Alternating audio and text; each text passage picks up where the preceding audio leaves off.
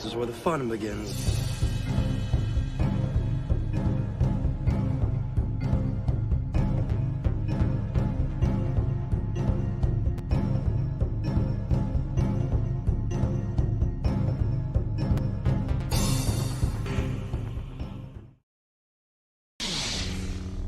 Are you sure?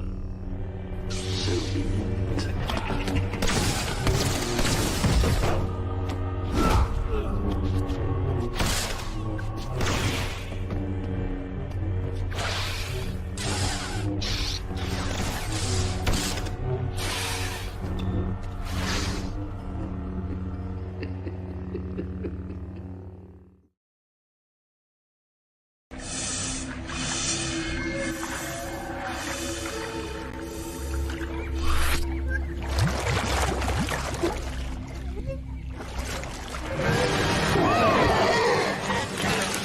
Did you miss me? Well, hello, you guys. And did you miss me? How are you guys doing on this beautiful Thursday morning here where I'm at least? If it's afternoon or whatever, good afternoon to you guys. Good evening, good morning. Kind of sound like the Truman Show, right? So, good morning, everyone. And welcome to CAF Chat and to my channel, OG Starwars. I'm your host, Alora, and I'm so happy to be here with you guys. First of all, and we know Soul Assassin doesn't have this. So we need a donation cup for him so we can send him money for Folgers. So hopefully you guys have your CAF or your favorite beverage. So Soul Assassin, go grab your favorite beverage. It doesn't have to be coffee. Good morning to you guys. We are going to have a great show here. So we're finishing up the Darth Krayt legacy. We're finally in the legacy era of his lore, character lore story. Yeah, so we're going to be finishing that up, talking about the One Sith. We're also going to talk about the book of the week, which is not going to be a book. It's going to be a comic and an honorary comic as well. So we have one and a half, I guess you could say we have an honorary one because I couldn't decide between the two. And what else? And then Jedi. Jedi are villains. Did you guys know that? We'll get into that some more. So if you're joining me here right now, smash that like button. And of course, I'm going to get into the chat so we can start engaging and chatting because that's what CAF Chat is about, is talking with you guys in the chat as well as talking about the lore that's scheduled to talk about. And if you're catching the replay, please let me know you are here. Leave me a comment, like, and of course, everyone watching now or later, subscribe if you haven't or become a channel member. That greatly helps this channel grow. I appreciate every single one of you guys. I do. You guys are freaking amazing. This community is amazing where we sit here and chat about George Lucas era of lore. I haven't done any compare and contrast in a long time, but we kind of do that when we get into the cringe factor in a sense. And also too, sometimes when we talk about the lore and then, and then also just have fun with each other, laugh, joke, and all that. So thank you guys for returning time and time again. You guys are friggin' amazing. And there's a lot to discuss when it comes to Star Wars news and what's going on in the current state of quote unquote Star Wars. But I don't know if I want to get into that. We'll see. We'll see how this rolls out. Because I want to keep the true and real Star Wars in front of every single one of you. It's kind of like a palate cleanser, right? It's kind of like a palate cleanser. And I think this is what the book of the week or comic of the week is going to be, is a palate cleanser in a sense. And so I'm excited to get to that. So let's see who's chilling in the chat. So we have Gordon here, 9 hours to go. Woo-hoo! Yes. So you came in relatively early, 11:36 p.m. after I made the stream. You're friggin' amazing. And then Gordon says, I'm prepping my CAF pot for CAF Chat in the morning. Ha ha ha. I need my CAF like a Kulu clawfish needs water. Well, I'm so glad that you were prepared. Darth Ghostface, member for 9 months. Thank you so much. He is so cool. Whenever I see him in other live streams and stuff, he's always saying hello and stuff. So even if I just say hi back after you say hello and I don't type out your name, I'm saying hello back to you. So, but hello again. And he says, the shills who have been attacking Star Wars theory over the past week have received karma with Pete. Yes, Fletcher's cringy. There are more of us video backfiring and Ash Rendar being exposed as a catfisher. Yeah, so I was watching bits in that with Grizzy and Darth Malvin. So that was very, very interesting. I knew there was something going on, but I just really didn't investigate more. So, but I knew this was unfolding. So that was freaking crazy. I don't know. It's like they want to say we are the bad ones, the ones that don't care for Disney Star Wars, the ones that are showing and sharing how their lore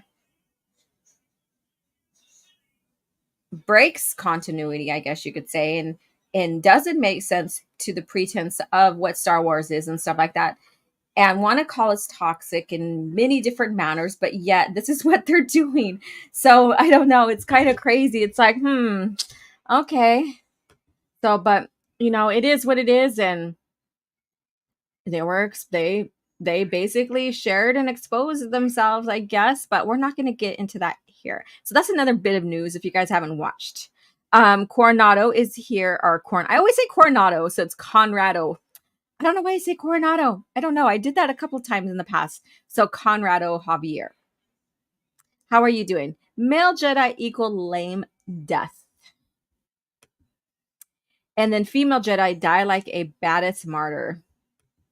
And then we have Iron Inquisitor here. Hello, got some orange juice and my big mug of coffee. Awesome. A little bit of Vita C don't hurt. And we have Soul Assassin. Smash the like button. I think every week I see a new avatar for him. So, and then follow on Twitter. And then I never ever discuss my merch, but I do have merch. So some of you guys are like, oh, I like your paintings and da da da. Well, you can get like those copies, like prints of my paintings on t-shirts and what have you. So feel free to do that, or on a mug. Feel free to do that. Let's see here. And then Soul Assassin says, so who's getting the Sith helmet, quote unquote Sith helmet, that Hasbro is making? Looks crazy. Oh my God, I did share that. I don't know. That right there, it doesn't even, to me, it doesn't feel like Sith to me. I don't know why. There's something about it that doesn't feel like it's Star Wars in a sense. I mean, I don't know. I just can't put my finger on it, but it just doesn't feel like it belongs. Like it belongs. But, hey, it's Disney Star Wars. Soul Assassin says, I'm just getting here, talking to myself with no coffee. What the hell? Poor Soul Assassin. Again, we should do a GoFundMe kind of thing for you to get you some coffee. Or someone call Uber and let them take coffee to you. Soul Assassin says, what do you all think is going to happen in Acolyte? You think they'll pull a Zana and fake the Jedi's death on the good sister? You know what? Didn't she say? I know she said that she's played the Old Republic, Leslie Headland or something, or she's familiar with the Old Republic. I'm kind of thinking, because Zana, after she got Bane healed, after they convinced that Jedi to heal, actually they didn't convince, they basically threatened his daughter, or ex-Jedi or whatever. I have to go back and review that story. It's been a while. But anyways, I know what I'm talking about. And then she ends up killing him. But then after that, later on, she ends up faking it out to where like it looks like the Sith are dead, like the Sith are gone. So so there's that. So I get what you're saying here. I don't know. If they do, I wouldn't be surprised, but that's a secondhand story now. Like the first telling of a story like that is always favorable, always the best. They'll screw it up. And I told him, like, oh, we're not going to talk about the current Star Wars news. And here we are right now. So they'll basically screw it up somehow. It won't be the same. You can't share the same type of story twice without the second one feeling cheap, you know? And Darth Bane trilogy is one of the most favored trilogies out there. Like, if I ask him what is your favorite trilogies, Darth Bane is usually another one that is spoken out a lot more. And I wouldn't say over the Thrawn trilogy, but almost near as much, I think. So if you want to talk about Old Republic kind of stuff. But let's see here. When Sith happens, greetings to you. I don't think I'm ready. I lack coffee. I know. I'm greetings. Let's see here. And Silver says coffee, basically. He's got coffee. He has enough to go around. One for Soul Assassin. When Sith happens. Oh, you got some beer going on. You got some libations, I guess you could say. Let me see. Good morning, everyone in the Fracture Filter. Good morning to you. How are you doing? And this is what Soul Assassin says when I first seen this, when he was typing it out here in the chat. I lack the ingredients. My Folgers is all gone. Oh. And then says, what's love gotta do with this? Yeah, because I said, are you ready to go love? Or I'm ready to go love instead of live or whatever. So that was my bad. But you guys all know me. If you know me on Twitter and stuff like that, you know that I am known for my mistypes, my all that. And then Maz says, hey, and good morning, OG. Good morning to you. And then Diddly Squat says, hello. And then OG, they announced a remaster of I seen that this morning when I woke up. So I was laying in the bed and I was like, I'm going to see what's going on Twitter. So yes, they are doing a remaster, saying that there's going to be some new things added into that. So everyone, when they say remaster or remake, it doesn't matter which word they use. From what I've been finding is that they kind of been shoehorning current lore in some way, somehow in those. So just be aware of that. Just be aware of that. It sounds exciting and stuff. And I get it because it's classical original Star Wars. But just be aware. Be aware. More coffee passing out to everyone. And Iron says, I never get tired of the Bounty Hunter game commercial used as an intro. Yeah. That's it. That's a fun one. I love that one. I had to use it once I seen it again. It's like I haven't seen it in a while. Once I seen it, I'm like, I gotta use that for my intro. I gotta use that. So, and let's see here. Well, weekly campaigns. I like how you said weekly, like week. Oh boy. It says, no, I don't want to get into the Jedi are villains. Yeah, I know, but that's gonna be cringe factor. So, dun dun dun. Dun dun dun. Oh, my foot's falling asleep. Oh, I hate when I'm sitting on my legs. Like I have my legs crossed or sitting on my legs kind of weird. And I'm comfortable. And then the foot starts falling asleep. And then you have that tingling crap going on. And then we have, where did it go? I don't know what happened to it. There was something that I was going to show and it disappeared. So, and then when Shift Happens says, yes, I know they are villains as Sith younglings are raised with that knowledge, right? I mean, let's see here. I do have something here. So Matt G gifted 1 OG Star Wars membership. Thank you so much. I appreciate it. That is amazing.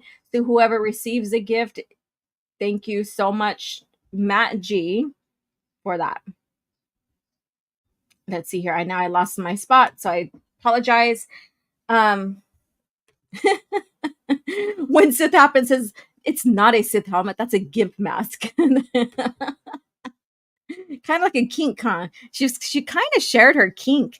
It's like this acolyte. It's kind of sharing her kinks in a sense. I don't know. It's odd. And then people defending that, even people who are fence sitters are defending that. Holy heck. I don't know. So Soul Assassin says that helmet looks like a Goomba from the 90s Mario film. Oh my God, that's right. Diddley Squad says, what helmet are they doing? I hope it's not the Smilo Ren. It is the Smilo Ren one. It is. And that Sith helmet looks like one of the is from the comic series Max. Oh my God, you guys are referring. I think like this feels like some of the stuff feels like it's her kink. Like the witches and how they were acting. It's her kink. And then, because you never seen something like that in original Star Wars. So how they acted there, those type of witches, because I'm not saying Star Wars never had its witches. It did. It had its Dathomirian witches, right? And then there's other force societies that are women. They weren't necessarily witches. Yeah, so my nose itches. Ooh. And but you never really seen that. It feels like a kink. I don't know. I don't know if you guys agree with me, but it feels like Leslie Hanlon's is sharing her kink, and so I don't know. And then so having that, seeing that helmet almost, and then people were also showing it how it's like a kink type helmet too. Oh my God. I said, I can't believe you ever acknowledged the acolyte. I'm watching, I'm not really watching, I'm seeing reviews. Of course, it's all over my feed. I can mute it. That's fine. But I like to stay on top of development when it comes to Disney Star Wars because I like to compare and contrast, as people know. I haven't done it in a while. And then also want to see how they're taking the lore, how they're taking that lore, and how they're bastardizing George Lucas's era of Star Wars. Yeah. And then Zana used her cousin Devoret to kill the healer and fake out the Jedi that came to investigate them, and made Darovit look like the last of the Sith after Bane was healed from the Orbalisk. Good stuff. Correct. So that was a well planned out. I mean, Zana, she's freaking evil. She's a freaking badass, and you wouldn't even suspect that of her because she made herself look kind of dingy. I wouldn't say dingy, but like and I wouldn't say feeble, but like I don't know. But she is more than what she puts off. And then Bane finds out at the end. Bane finds out at the end, so she's a friggin' amazing character. Sith Assassin Trayla, another channel member. Hello, how are you doing? Well, eventually people said they heard that Kylo Ren music was Smilo picked up his helmet and healed what's her name. So I bet they're going to make him the first of the Ren. I had debate on that in Twitter. I don't think so. I really don't think so because there's the formation of the Ren or Knights of Ren is already dated. But again, I'm acting like Disney Star Wars, maintains their continuity. So we'll see. But I highly doubt it. I think it's just to call back to Kylo Ren himself as a Sith adept, because mind you, they said, oh well, he's not a Sith, but then they revealed that Palpatine returned somehow. He returned, and he's a mastermind on everything pertaining to Ben Solo, Kylo Ren. So all the training he got and all the stuff is basically Sith related because that's who was basically behind everything. And let's see here. And again, thank you so much. I appreciate it. Yes. I appreciate it. Whoopsie. I don't know what happened there, but my screen flickered. Shit. I hope nothing happens. I don't know. All right. Ma says, I'm sticking to original bounty hunters. Thank you. Yeah, just be cautious. Be cautious of that. Because like even with I think some of like, was it the Dark Forces or something like that got remastered or something like that? that they changed even the looks of Kyle Katarn, what he wears and stuff. So just be cautious of that. I've been following that stuff too. Just keep an eye on it, and not too extensively, but like those who I follow and follow me back on Twitter who are playing that one are sharing the differences. So just be cautious of that, and if anything, just stick with the original. Darn it. OG sings Tina Turner, and I got a visual. OG in Thunderdome, attire looking down at Tim, calling him Raggedy Man. Oh my God, that's hilarious. I love imaginations. It's pretty cool. That was pretty cool. All right. What's love got to do? Got to do with it. You guys are awesome. Thank you, Silver. Matt says the only competent old Star Wars game they got remastered are Dark Forces. That's what I was just talking about.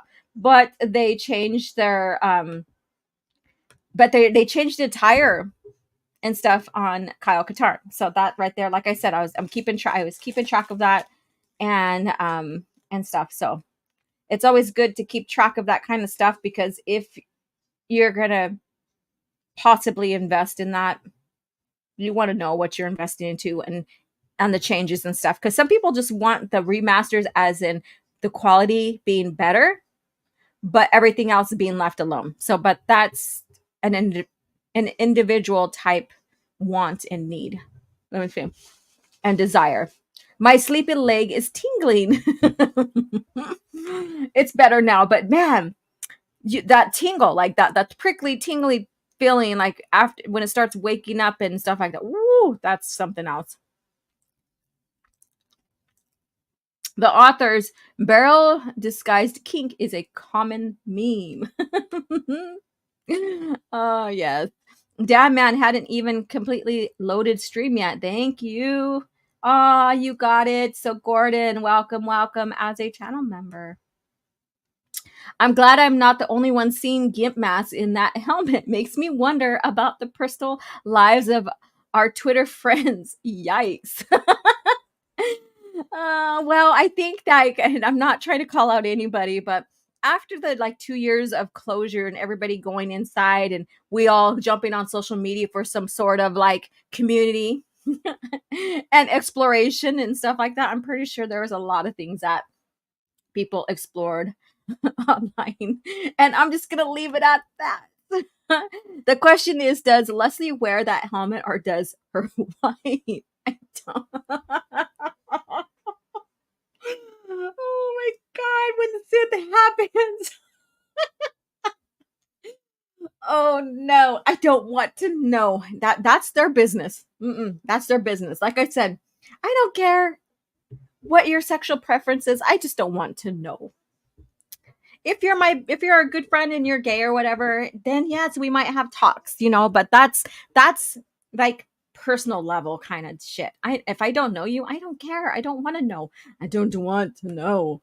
All right. Matt says, I'm sure Leslie is. Okay, so we need to bring the stream back here from this kink helmet and stuff. Oh my God. Oh shit. Okay. All right. The fracture filter says, yeah, it's like it's been said, these weirdos use those properties for their own personal therapy sessions. I guess so. You guys are enjoying me cracking up at this shit. If we mix Ahsoka with the acolyte, we get the asolite.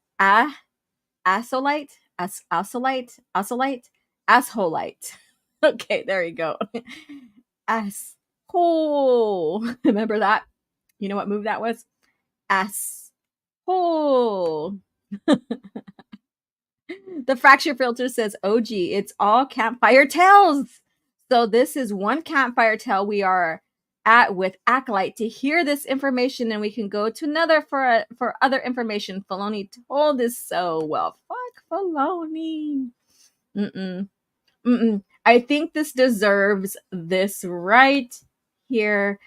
So I'm going to subjugate you guys to this talk right here, right now. And I've always leaned towards if we're going to create something, we should check and see if it existed already to the fans, because it has way more value if we bring that in. And it's Right. like, why would I just replace it with something new? So if we're going to do an admiral, if we're going to do a big military leader, yeah, I could create a new guy, sure. But what about Thrawn? Thrawn is great. Thrawn is a character we all know. Thrawn has a lot of credibility. So then you ask yourself, is it right to use him? And can we use him in a way that's similar to the books? Or are we using him and it's going to go completely into left field? And there have been times when we wanted to use things from the EU, and I was like, yeah, but we can't use it that way, so why? I don't want to use it and change it. Mm-hmm. You know, I don't want to use it and make it something completely different. That's rude. That's rude. How dare you? Yeah. And so basically, how they can get by with that is just, saying, oh, it's just a campfire tale. And each campfire tells its own stories, and it might be said this way here, because that's how they're translating, but the next one it might be told this way. It's all the same, but kind of different. I don't know. That's so funny. That's so funny. So here we go. I'm switching up the subject. You guys are going off on here. Let me see here real quick. I had Bounty Hunter and Republic Commando for game, but they were lost to me when my cousin borrowed them. Damn it. I hate when that happens. Damn, the lack of coffee is bringing back tormentosing moments of my life.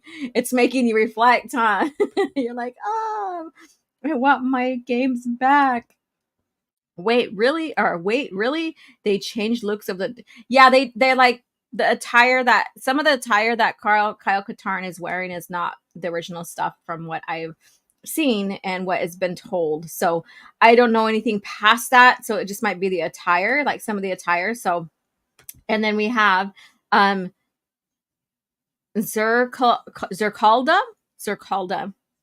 Yeah, I felt so much value when they threw in the Singing Mountain Clan.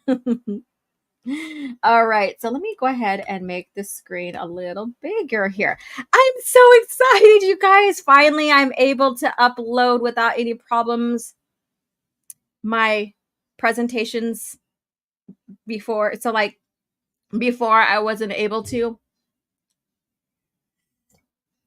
They weren't allowing me, or like for whatever reason, there was a bug in StreamYards that wasn't allowing me to upload these PowerPoint presentations. I used to be able to, and then now finally it's back. And so we're going to get into, I know we're chatting away and we're having fun laughing. That's what I love about you guys, is that we're going to now get into George Lucas's era of Star Wars. Dun, dun, dun. Well, not a dun, dun, dun as in bad, but good. So, but this is about Darth Krayt. We are finally in the Legacy era, like the end of Legacy era, where basically everything that he was building up to be is going on.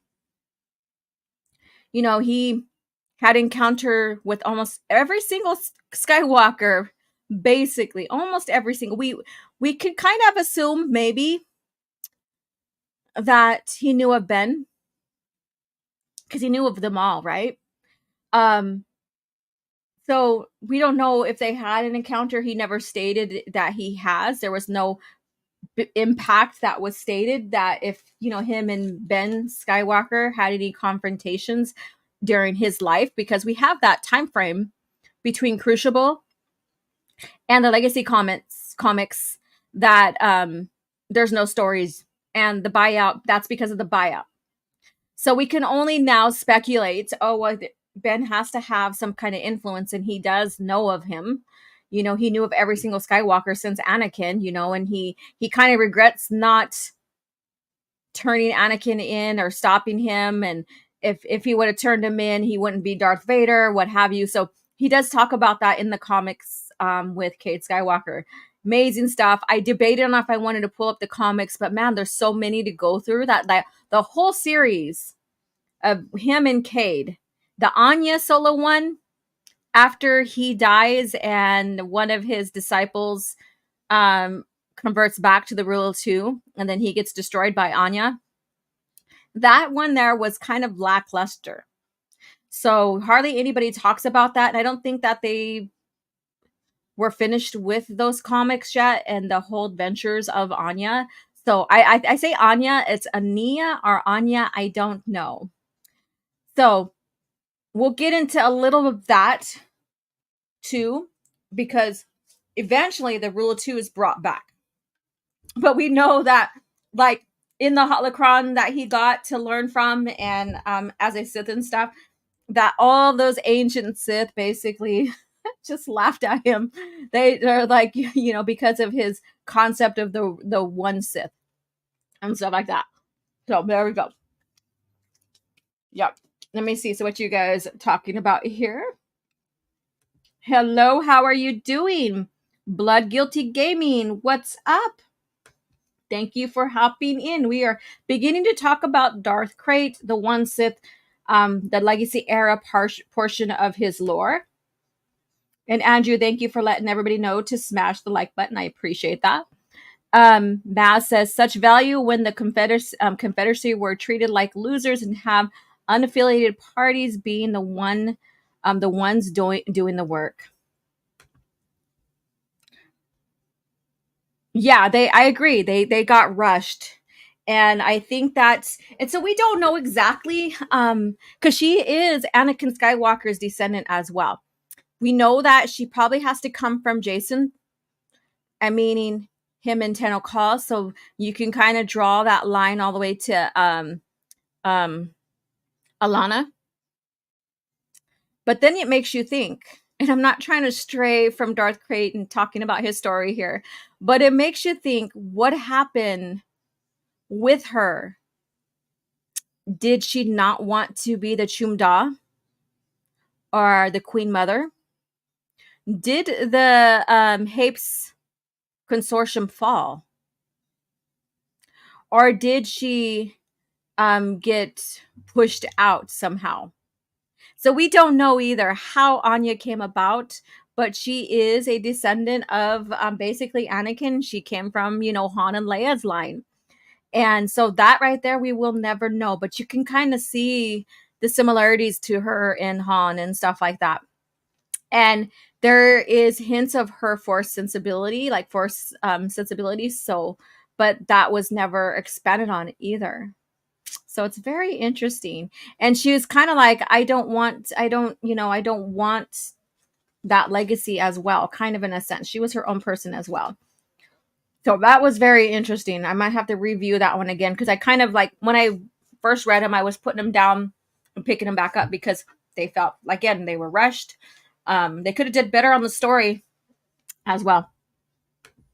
Let's get 20 likes. Yes, you guys, hit the like button. Okay. Yum. All right. Could you imagine the current Lucasfilm crew doing EU movies and series? No, I wouldn't want that. Not how they're doing their products now. Krayt was promoting Sith communism. Oh, that's funny. It's such a good story. I think Anya is descendant to Jason. Yeah, he is. He's the descendant to Jason Solo, because there's no way that it could be under Jaina. And of course, there's no way at all for Anakin, because he passed away years and years before then. And, that's in the Star by Star novel. So there we have that. So I'm just like thinking, okay, so he only had one child. And so what happened with her? So that's where my mind has always been at with that line right here for Anya. And is what happened to Alana, what happened to Tenno Call and them as the Queen Mother and stuff like that. Correct. They go to the Fells. Ben goes to Cade. Yeah. So we have that line there. And we could pretty much guess, in a sense, with Jaina and Ben's line generations, the future generations, on, what happened, I guess you could say, other than who was Ben's wife, and sorry, I'm not a Vestera Kai fan. She served her purpose and she betrayed him hard time. She betrayed the family and the order hard time. And so no, I'm not for her and him returning back. I know there's people who are Vistara Kai and Ben fans. I am not in favor of that. I think that he got with someone else. But of course, we know exactly with Jaina's line, and that connection. We just don't know like the missing pieces, like the people between, like who are her kids and Ben's kids and stuff like that. But with Jason's line leading into Anya, we can assume that's where it's at, right? What happened? What happened to Elena? Why isn't she like part of the Hapes consortium, like in the royal family and stuff like that? So that right there is the mystery. Somehow Anakin, the younger, comes back. That's hilarious. As Luke once said, the Force is strong in my family, correct? But Vistara, I liked her for the story and how it all played out.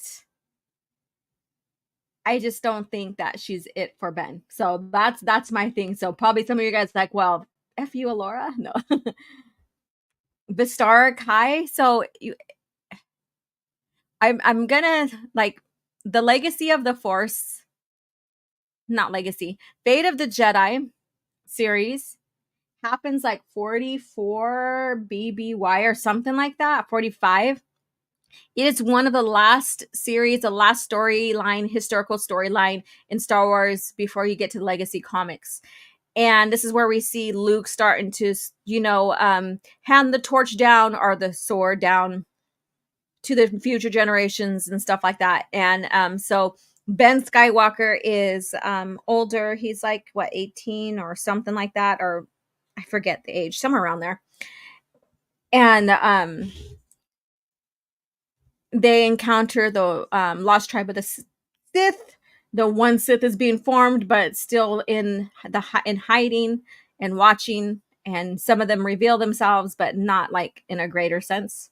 They're not hiding like as in Revenge of the Sith when we see the Rule of Two, the Baneites. But it's an interesting story. And Ben, I guess you could say, falls in love or has a love interest who is one of the One Sith that was captured. And she wanted to become a Jedi, which was basically she was deceiving them just to penetrate the Jedi Order and blah, blah, blah. So interesting story. I mean, there's a lot more to it than that. I kid. Damn you. Oh my God, I went on that whole spiel because of you. Good one. All right, so the One Sith. So we know that Darth Krayt abolished the Rule of Two. We knew it was Bane's ancient order.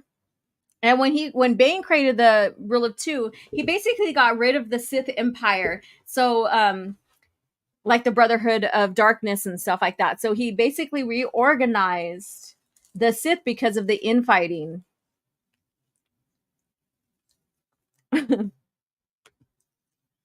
Yes. I smell something fishy. Yeah.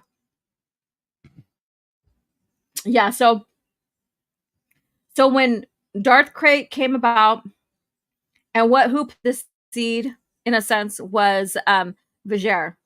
Man, she had a lot of influence, right? She had a lot of influence.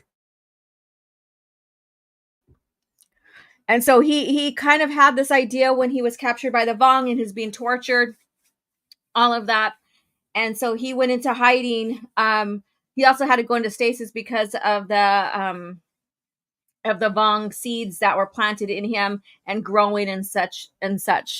So he went into stasis for a while. He formed the One Sith. He also learned from some of the ancient holocrons, Sith holocrons, which kind of funny. The ancient Sith kind of made fun of him, laughed at him, and for what he was doing, but he didn't care. He was like, "Well, F you, but I'm gonna go ahead and continue on." He did have support of one of one ancient Sith and stuff like that, and so he started recruiting and started creating the One Sith, and he kept it hidden. He certain events during time, and I'm just recounting everything up to this point that we're going to talk about. So like when the Second Galactic Civil War happened under Jason Solo, aka Darth Krayt, he allowed that distraction to happen while he kept growing the One Sith. Now, mind you, he was on Korriban. That's where he stayed hidden, and that's where he was in stasis, I guess you can say, and communicating with his most loyal followers to do his biddings while he was in stasis and stuff like that. So, and then he also would use the Force, in a sense, to and sometimes come out of stasis is what I get, to watch some of the events unfolding, especially when the events on Coruscant were happening during Apocalypse, Fate of the Jedi. And he appeared in Luke's visions in Legacy of the Force. Luke thought it was Ben, but it was a shadow hooded man, so he couldn't really tell. And then, of course, Luke seen him on Coruscant as everything was going down on Coruscant in Fate of the Jedi with Abeloth and the One Sith. And keeping an eye out, because what was happening on Coruscant basically was the fate of the galaxy in a sense. So, you know, we had him forming the One Sith, and finally we get into this era, Legacy era, and we have the One Sith that basically come in, and we'll get into that. Let me finish this little part here and we'll get into what happened, what they did. So, and we're going to get into, before we get into how they purged, in a sense, the order under the Skywalkers, we're going to get into the dynamics of this here. So basically,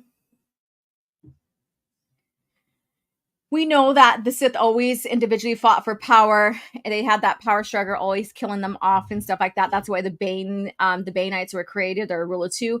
And but with the One Sith had restored the title of that. They worked together. There was basically one ruling Sith, I guess you can say, but they all worked together. That's why. And then every single one of the Sith are called One Sith, and they also brought back the title of the Sith Lady for the female members. So if you didn't make Lord yet, you were Lady. So like, for example, Lady Talon, Our Lady Router, Our Lady Melody. And but once you earned the title Darth, then of course you were just known as Darth, and with your name, like Darth Talon, for example, since we have her here on the screen here, prominent here. I think she is one of the guy's most favorite One Sith character. We know it was George's. Let's see here. Quinlan Voss is a storyline I wish they would have done justice in the Clone Wars, but nah. They did it justice in the Republic, in the multimedia project, but not in TCW. I'm personally of the belief Bane had the right idea for how Sith should probably operate, but he still needed time to perfect the Rule of Two, just didn't get that chance. Yeah. And then so from there we see it expand. And by the time we get to like Plagueis and Palpatine, that Rule of Two started unraveling, in a sense. So like even when you see Cadus, it's not necessarily the Rule of Two in a sense. It's still there. You could still see it there, but it wasn't as strong as what Bane intended it to be. So, but Cadus still acted on the master and the apprentice kind of dynamics in a sense. So that was good. But when you seen Palpatine and stuff like that with Plagueis and stuff, they started kind of moving away from it a little bit. So you see that separation in a sense. So but it wasn't fully it didn't fully fall apart. Darth Talon is more of than a TNA. She should have gotten a game too. And let's see here. Darth Sunshine is the best Sith Lady. And then hello grumpy old ninja. How are you doing? Oh, there it is. The One Sith is just sounding like Dark Brotherhood all over again. Get the thought bomb. Yes, we'll get into that because I like I said, I think it's important to share what the structure is and compare and contrast. And I have so many ideas, and this is another one when I was putting this together, as I was going over the different positions you can have under the One Sith, and it mirrors the Brotherhood. You know, it mirrors the Brotherhood. That's what I was thinking. I was thinking, should I have done that? And I almost did that, compared it to Brotherhood on this, but then I was like, I need to go to bed. It's already late. So Diddley Squat says, imagine if Hasbro made Darth Krayt's helmet instead of Smilo's. Oh man, that is crazy. They do have Hasbro. They do have Darth Krayt figures, but man, they're going for a lot. Speaking of Bane and Zana, I wonder if they died later on before the Clone Wars, or they vanished off the face of the galaxy. They're dead. Did someone say thought bomb? Make the Krayt helmet, please. I get it. Yes. And they don't need the thought bomb when they have Talon. Man, Talon not a thought. She's a strong, independent Sith. And he's coming in to protect the integrity of Darth Talon. The thought crossed my mind. All right, so let's see here. Let me go ahead and position myself so I can read these to you. So we are going to get into the organization of the rule of, I would say the rule of one, the One Sith, not the rule of one, the One Sith. So here we go. We have, and like I said, this is all about Krayt. This is what he made. I think this is very important to share how he structured the Sith during this time. And then we'll get into, there's so much to talk about in this era for him, and I don't want to make this part one or two. So we're going to just talk about some important events, and then I'm going to spark you guys to want to pick up these comics or what have you, so you can explore it even more, because there's so much going on here. And then it gets into Cade Skywalker and what his path, where his path has taken him, all of this, and how he's a big influence for Krayt as well.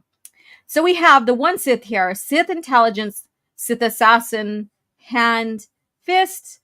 The voice are regent, lore master, inquisitor, and troopers. So do you see, if you guys know the Brotherhood of Darkness, you kind of see the names might be slightly different, but the concepts are the same. So we have this right here, and they have to move up. They have to earn these positions, I guess you can say. And so we'll go through this right now. We'll go through this. I think it's very important to really get in and dive into here. So you have the Sith intelligence, and assassin. So they were tasked with information gathering, integration, and political assassination in to further their goals of the Dark Lord of the Sith and strengthen the power. So basically that's there. So intelligence seekers and assassins and stuff. And so we have, I think I have it written here. Oh yes, I do. It was led by Darth Maladi, and then also Sith lords like Darth Krul, and then there was acolytes like Jor Torlin. I guess that's how you say the name. So we have that. So those, I try to see if I can match the name up with their position. And then you have the hands. So it was a name that was given to his personal assassins. So basically kind of like what Palpatine did with Mara Jade and stuff like that. So it was a rank bestowed on only his most loyal and deadliest followers. So Darth Talon was a hand. Darth Nihil also held that title. And so we have that, and so we have these hands, the ones that are personal assassins. They were the go-to, like, you take care of the shit for me. And maybe that's why you guys like Talon so much, is because she's such a badass. She is such a badass. Where Khan relied on Force ability to influence his followers, Krayt just straight indoctrinated him. Of course, Khan had to contend with the Sith rather than raise them. Let me see here. Maybe because I do need to add. The more channel members I get, the more I can add with emojis and stuff. Maybe I want to still do the a Tuscan one for Greg, Tuscan Bob, but I want to do a Talon, Darth Talon, since she has always been a go-to topic and interest of all of you guys here. So hopefully, like, you guys, you can become a channel member. Even more reason Bane's holocron called Krayt Pretender. The holocron sensed Khan's idiocy all over again. Ha ha ha. Yeah, that's right.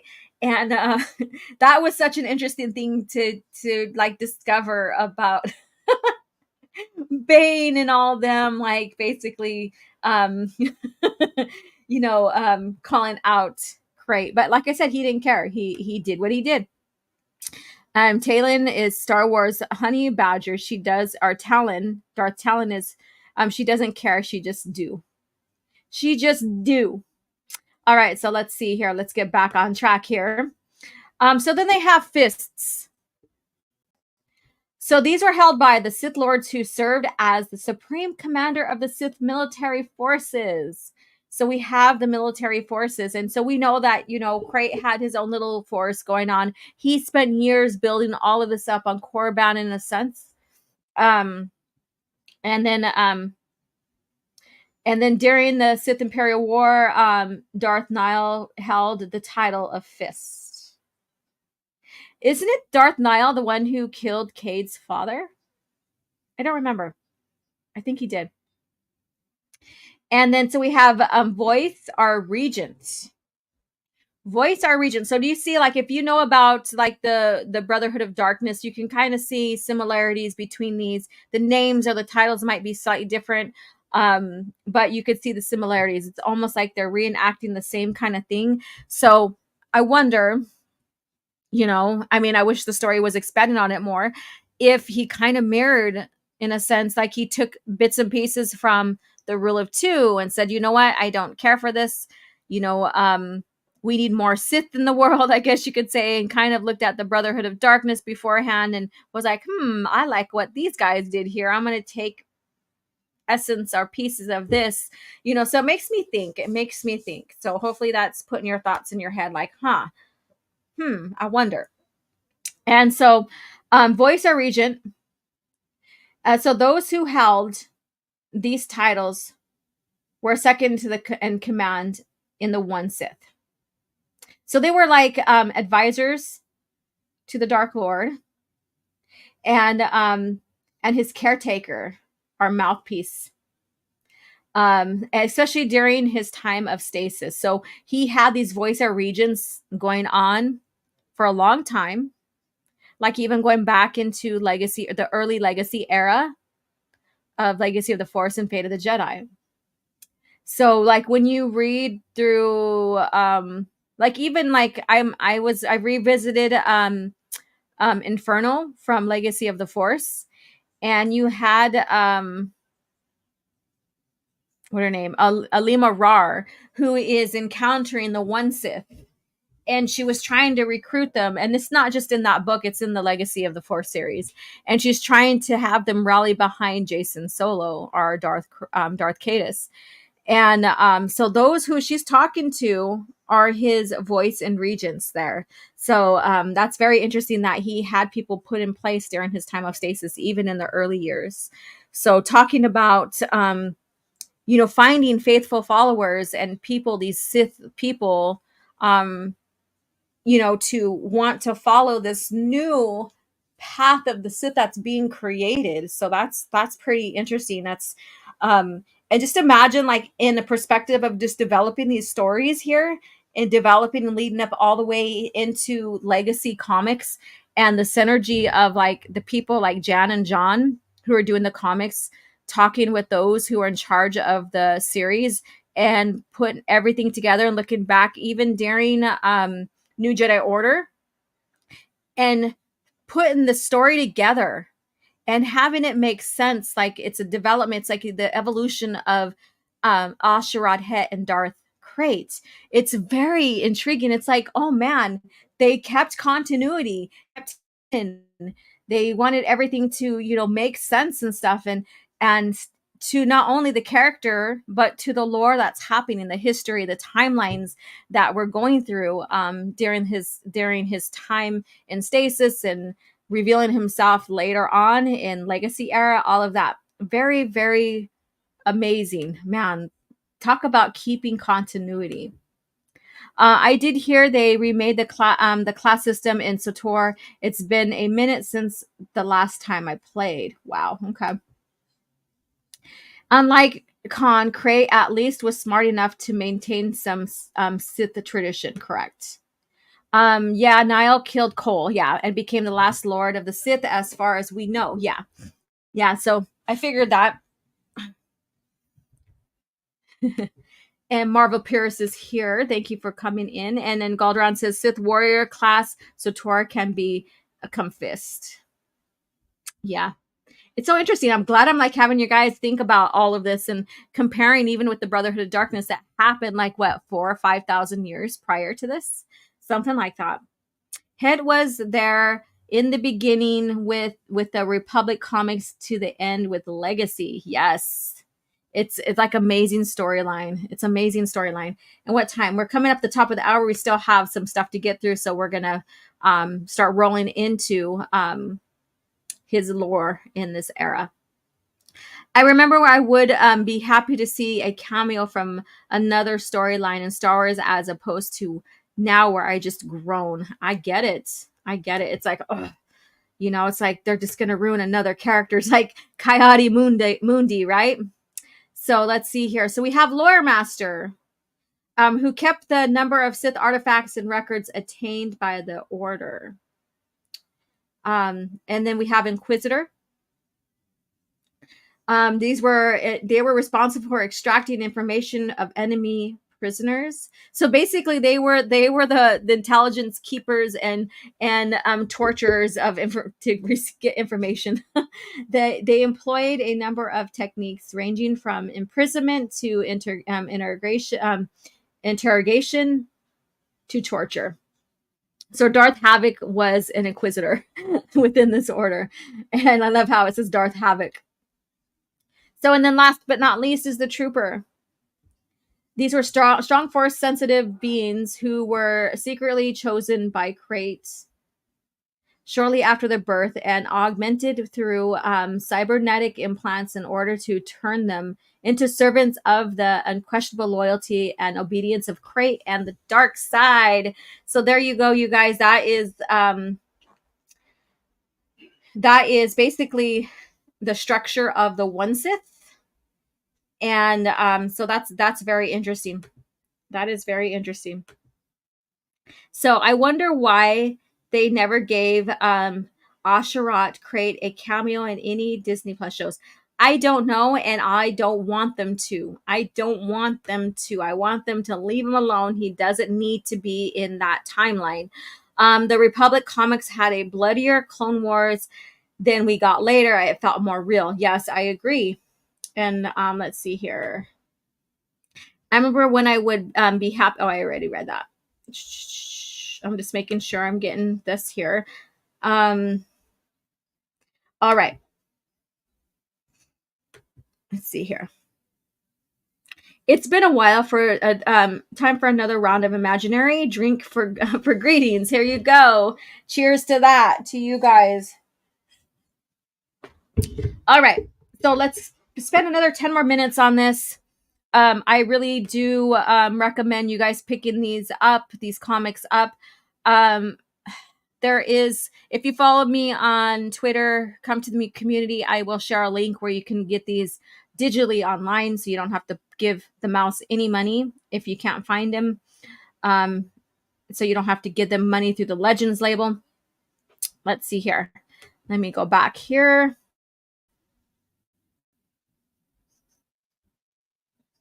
So,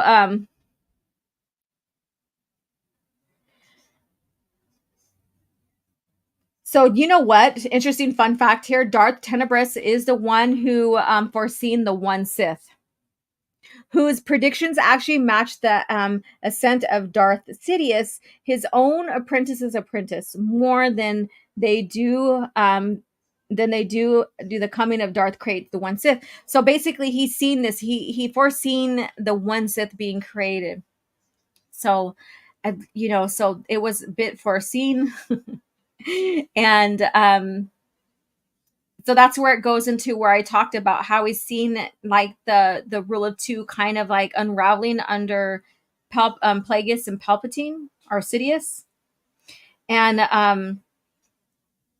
all that. So and let me see here. There's a lot to talk about with this guy. I swear to God. So we already covered him through the Yuuzhan Vong and all this other stuff. And there's a lot like within there. There's a lot of story. It's like talking about him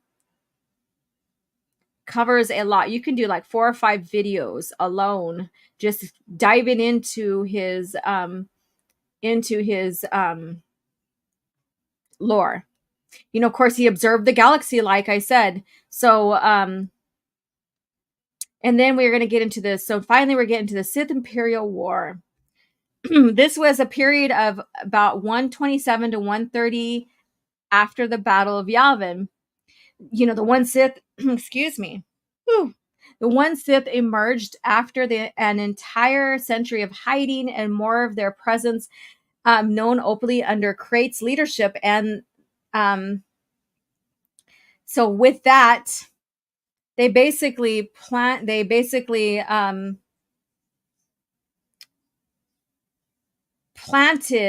mistrust, like because there was no trust in the Vong from what happened with the Vong Wars.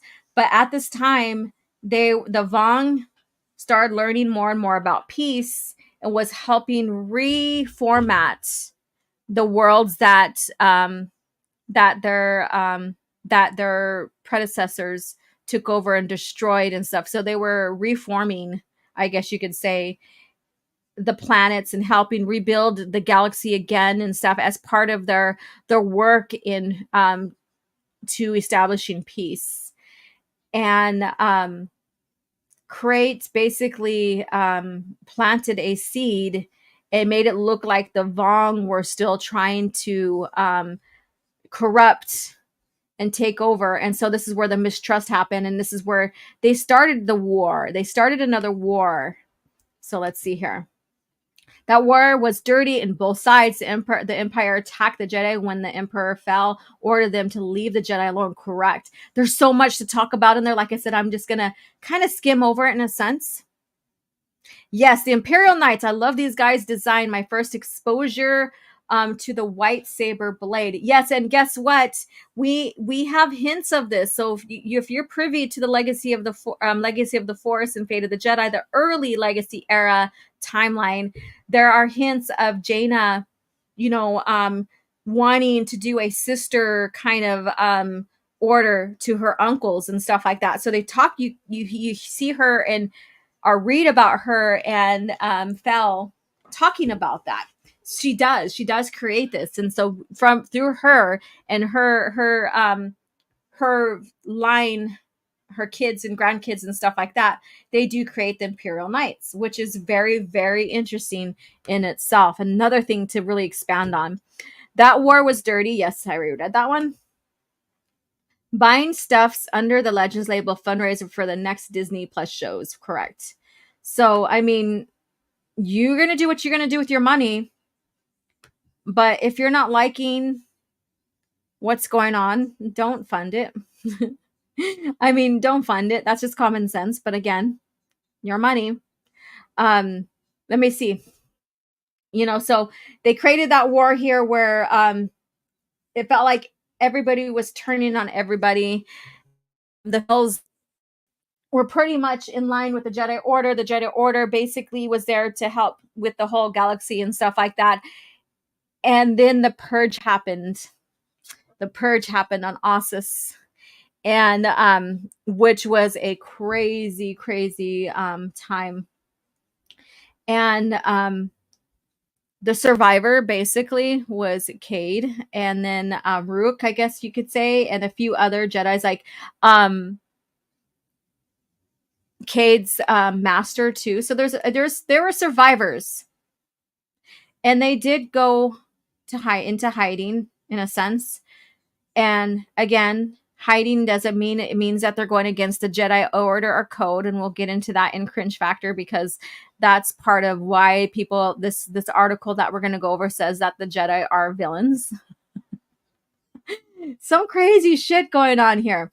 And then Niall is the one that defeats Cole in front of his son, and Cade goes off on his own and becomes this rogue type person, bounty hunter and stuff like that.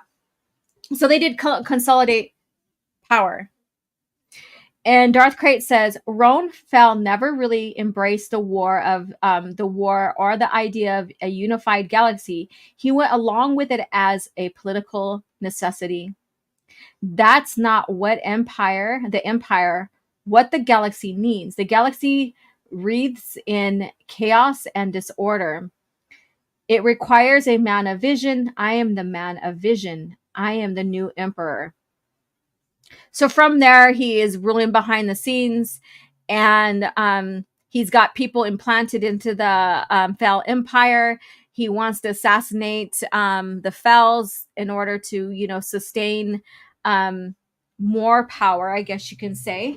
Maricel, or whatever her name is, Maricel Fel. That's basically, she kind of reminds me of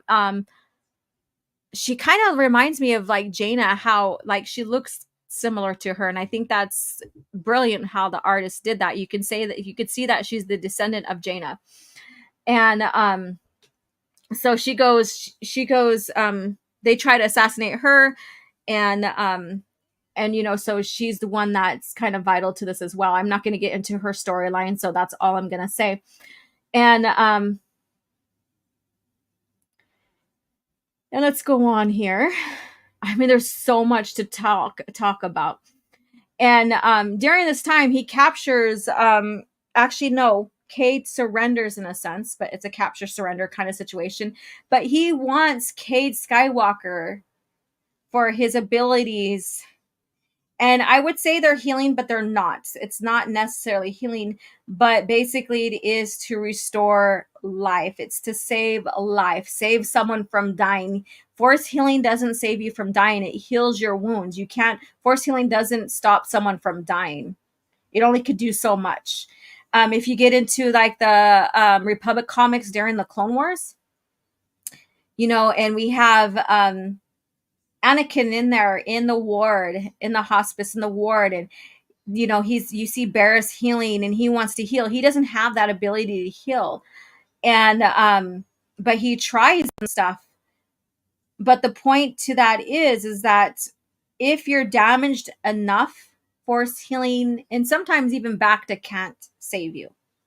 But Cade has that ability to save someone from dying. It's the same ability that Anakin, his ancestor, wanted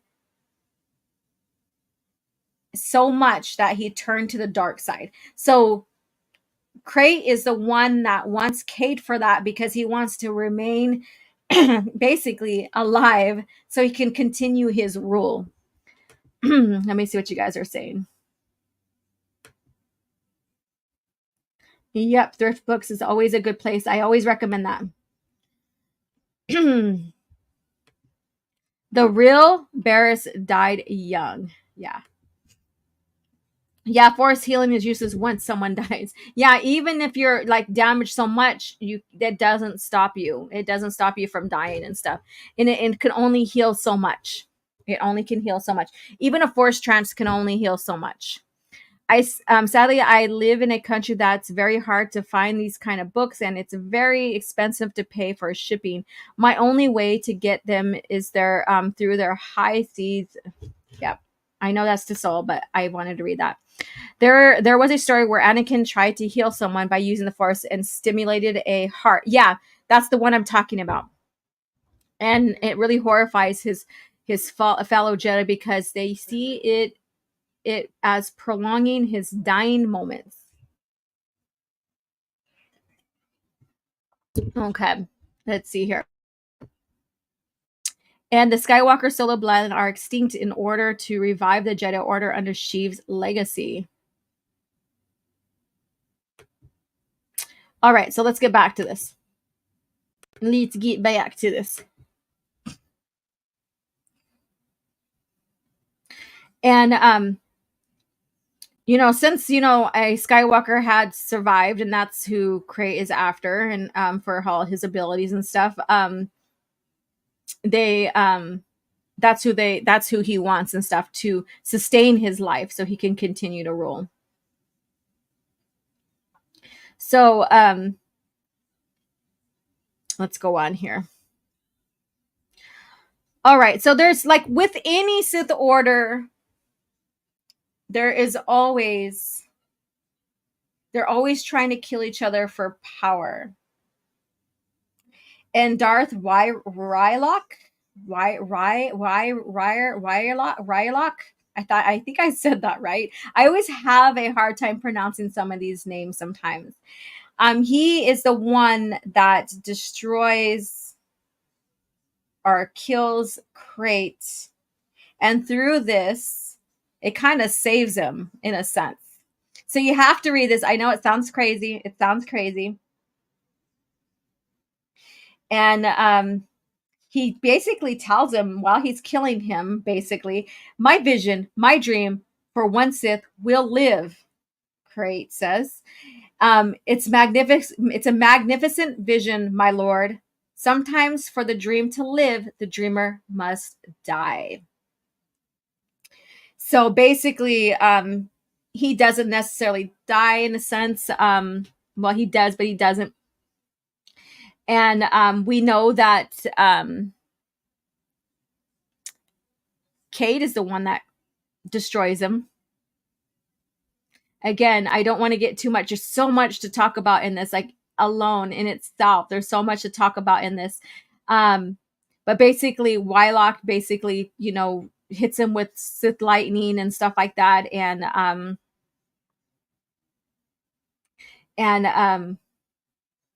he's put in a stasis. I think he was in stasis during that time. And that kind of destroys those seeds that were planted in him. Very brutal writing. It is. It's like, where do I go? It's like last night I was planning. I'm like, what should I talk about? What should I cover? And there's so much going on in this right here. Let's see here. That's more rewarding than do a click anyways. I don't know what that's about. Disney Star Wars is a lie wrapped in EU ripoff and bastardization. And let's see, understandable, having the actual book in your hands is special. Yes. And let's see here. All right. And so the schism happens, and Rylock thought he kills Darth Krayt, but he doesn't. And so they're a little bit stronger, I guess you could say, during this time frame here. And but they continue on with their war. And oh my God, it's like, where do I pick up on this? Where do I pick up on this?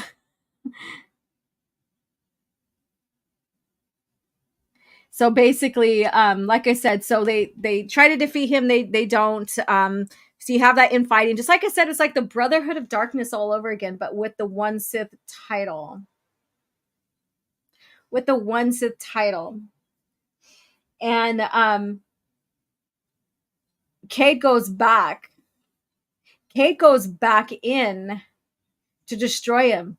He finally is like, I am going to follow my destiny. If you know Cade Skywalker's story, you know that he did not want anything to do with being a Skywalker. And their destiny after he lost his father, after he had the purge and all this other stuff, he is basically running from himself, running from his name, running from his responsibilities. He did turn in a Jedi to Krayt. So like they were hunting down the Jedi and he did turn in a Jedi to Krayt. Kind of sad, isn't that? As a bounty. And finally he steps up to his call, to his destiny, and goes in and takes care of Krayt. And basically, doesn't he like send him into a star, a sun or something like that? Let's see here. If you can be defeated, you were weak and unworthy. Correct. Are Sith a victims of pride and greed? They are. That's what make them Sith, is that pride and greed. That's maybe you could say they're victims of their own machinations of the dark side, I guess you can say. But then again, a lot of this is what they want. Like it's their, they can't be victims if it's their decision. That's like Anakin. He decided to be a Sith. He decided to go dark side. That was his choice. So is he a victim? No, not really. Was he manipulated? Yes, he was. But overall, through that manipulation, that weakened his mind for him to go dark, if that makes sense. If that makes sense. Let's see here. I'm going to go ahead and put it here. So yeah, so you see here, Krayt, his followers, the One Sith, and you see right here where Cade and Krayt are going at it right here. Let's see, not him, not Krayt, I'm sorry. Or is it? It is. Actual print is always better. Cade was willing to sacrifice himself to destroy Krayt. Yes, but Luke convinced him to live. Yeah, and that's another thing. Is like I didn't want to get too much into Cade's story, but Cade was influenced by Luke as a Force ghost. And Force ghosts will expend their energy when they absolutely feel they need to. And I think that people nowadays, especially with Disney's Star Wars, they don't realize that. They think that they will just show up and be there anytime they want, and what have you. So when you see like in Disney Star Wars where you have Anakin for once going to Ahsoka or to Rey or for example or whatever, but never to Luke, that's kind of off.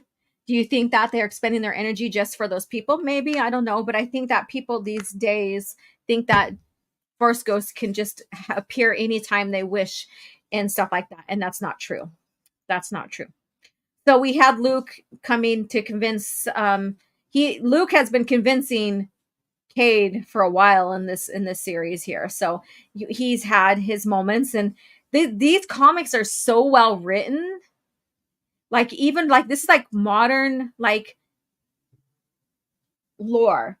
So you have like the PT, the Old Republic, the OT, the New Republic. But when you get into the comics of this era, you can really tell that there's advancements. You can really see the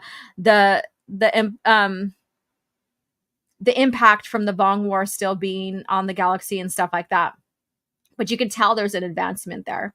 You can tell there's advancement. It feels more modern for within Star Wars versus like if you look back at the PT and stuff like that. Very interesting in itself. Why do the males get lame deaths while the female die like badass martyrs in Disney era Star Wars? I can't answer that for you. Almost like 30 likes. Thank you so much. Jedi accept all forms of lives unless they are either Sith, Mandalorians, or a ton of slavers out there. Let's see here. Sith are not victims. The code contradicts such BS. Through victory, my chains are broken. Unbroken. Geez, broken. I'm like reciting that and changing the words up.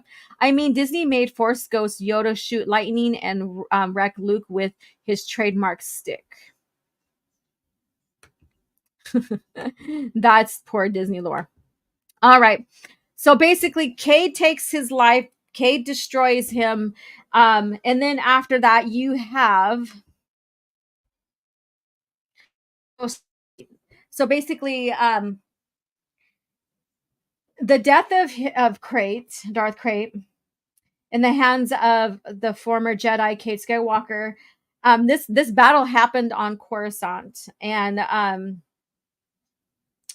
it kind of had the one Sith like, okay, where do we go? Some of them still wanted to keep it up, and then but we had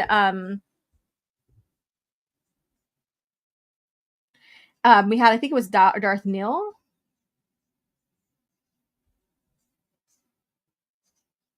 who was trying to take power and stuff, and I think it all kind of like started falling apart. And then we had Red's campaign that basically who destroyed the One Sith. So they had this inner fighting, I guess you can say. And do you expect that nonetheless? I guess you could say, do you expect nonetheless? Again, hinting of the retelling in a sense of Brotherhood of Darkness. So you see the One Sith. There's so much to compare to the Brotherhood of Darkness in its organization and its structure. After Krayt goes, you have like Neil and them fighting for that position here. Neil is in charge of the troopers, their forces and stuff like that. And Reed comes in and basically destroys them and reestablishes the rule of two, which he began his insurgency. And so this is where we get into Anya Solo's comics here. So to make the long story short, within those comics, basically, she destroys him and the rule of two, I guess you can say. But we don't really know if the rule of two is fully destroyed. You never know. Sith never die. They go into hiding, just like Jedi never die. They go into hiding and stuff like that. So very interesting stories here.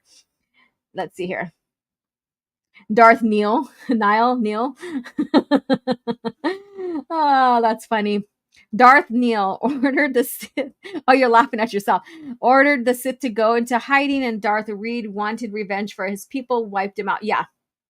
So we had that infighting in a sense between those two. They did go into hiding. Yes. Sorry, I missed that one. And then he destroyed him, wiped them out, and it went back to the rule of two. So that's interesting to see the rule of two being reenacted.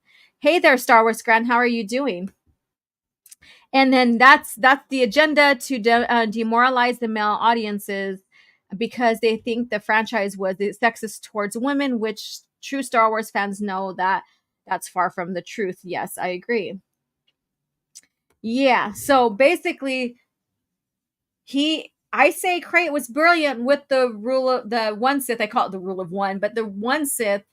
But you do see similarities with the Brotherhood of Darkness, going back into the Bane, into the Baneites, to the Darth Bane and him creating. He got that idea from Revan's ideas of the Sith, and it evolved all the way through up until Palpatine. You kind of seen the threads unravel. When you get to Cadus, they were still intact in a sense, but by then, under Krayt, getting information and learning from the ancient Sith holocrons and influence through the Vong and through Vergere, he created the One Sith, who he gained a lot of followers, and he structured this organization that served him all the way into the Legacy era. So this poor boy from Tatooine, who was born a Tusken Raider, under his father, Sharad Het, and his mother, Kashyyyk. Yeah, I think it's Kashyyyk or Kashyyyk.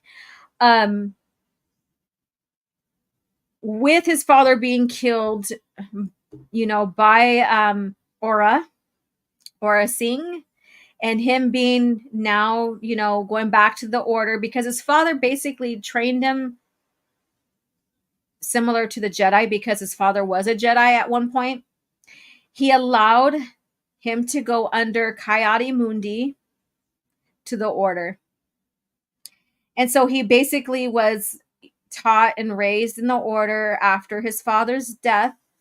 As he got older, when Anakin thought he lost his master, was under the guidance of Asherad Het.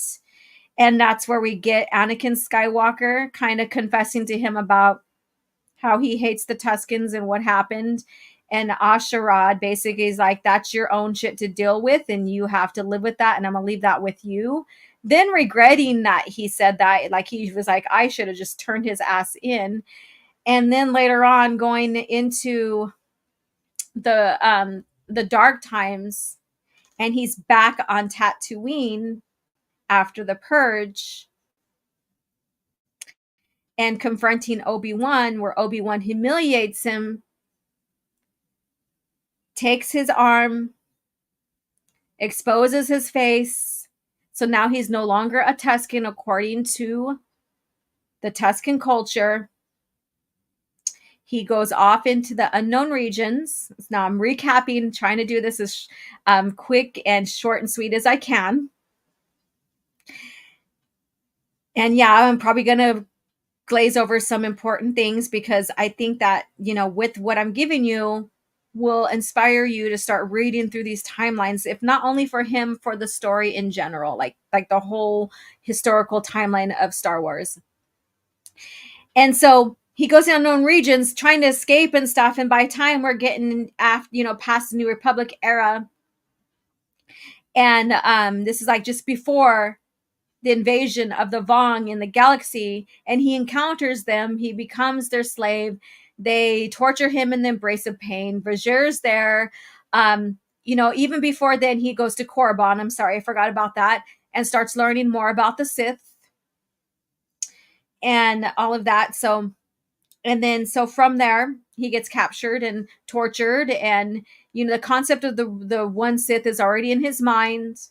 He escapes from being captive of the Vong, goes back to Korriban, starts learning more, gets basically ridiculed for his ideas of the One Sith, but still picks up a master in a sense. With the implants and stuff like that is put into him by the Vong. He goes into stasis. He creates his One Sith, where he has his voices and stuff like his and stuff talking for him. He's already has his followers. He influences a little bit in the timeline in the beginning of Legacy, and like Lumaya basically wants him to back Cadus, and so Alima too. And the ones that turn him down, he appears into Luke's vision. Again, I'm just recapping on these little bits. And then we get into Fate of the Jedi, where he is there still, and he watches the event on Coruscant unfold with Abeloth and stuff. And then he unites with Luke Skywalker to fight against Abeloth. And then he disappears for a while. And then we get into this portion. He is now they reveal himself. He basically turns the galaxy on its belly, where the Fel Empire is fighting against each other. He has people infiltrated in there, among other things. And he purges the order. They do have survivors, of course. Realizing that a Skywalker survives, wants him to help to bring him into the fold, but also to cure him, I guess you could say. And through it all, basically they get defeated. He gets defeated by Cade Skywalker. So if you see the history here, like I said, we don't know exactly the impact of Ben Skywalker towards him. Maybe he goes back into stasis and stays hidden for a little while. We don't know. But the Skywalkers are influence on him one way or another. So let's see here. Let's see here what you guys are saying. We're going to get into this. This here is Star Wars. I agree. Kate could never fully stamp out the Sith's ambition, like Revan said. Treachery and betrayal for power is intrinsic to the dark side. Correct. That is correct, my friend. Even George himself wanted Darth Talon to be main villain in his vision. Yeah, and his vision kind of evolved from that to where it evolved into the game, and it was course corrected in the timeline. I think Talon being a fan favorite served its continue to the Sith if the comics continued. Yeah, we could have got more stories from that. That's the agenda, to demoralize. Okay, I read that. Krayt's story is so much like Anakin's. He lost so much, but didn't return to the light. Yeah, that's the only thing. He didn't. There's similarities, but he didn't return to the light. He did not return to the light. In a way, he wanted to destroy the Skywalker legacy, in a sense, and it never happened. Let's see here. Yes, Raging Wino. Did he hop in here? I didn't see. And what the fuck is the cameo in Acolyte? I don't know what you're talking about on that one.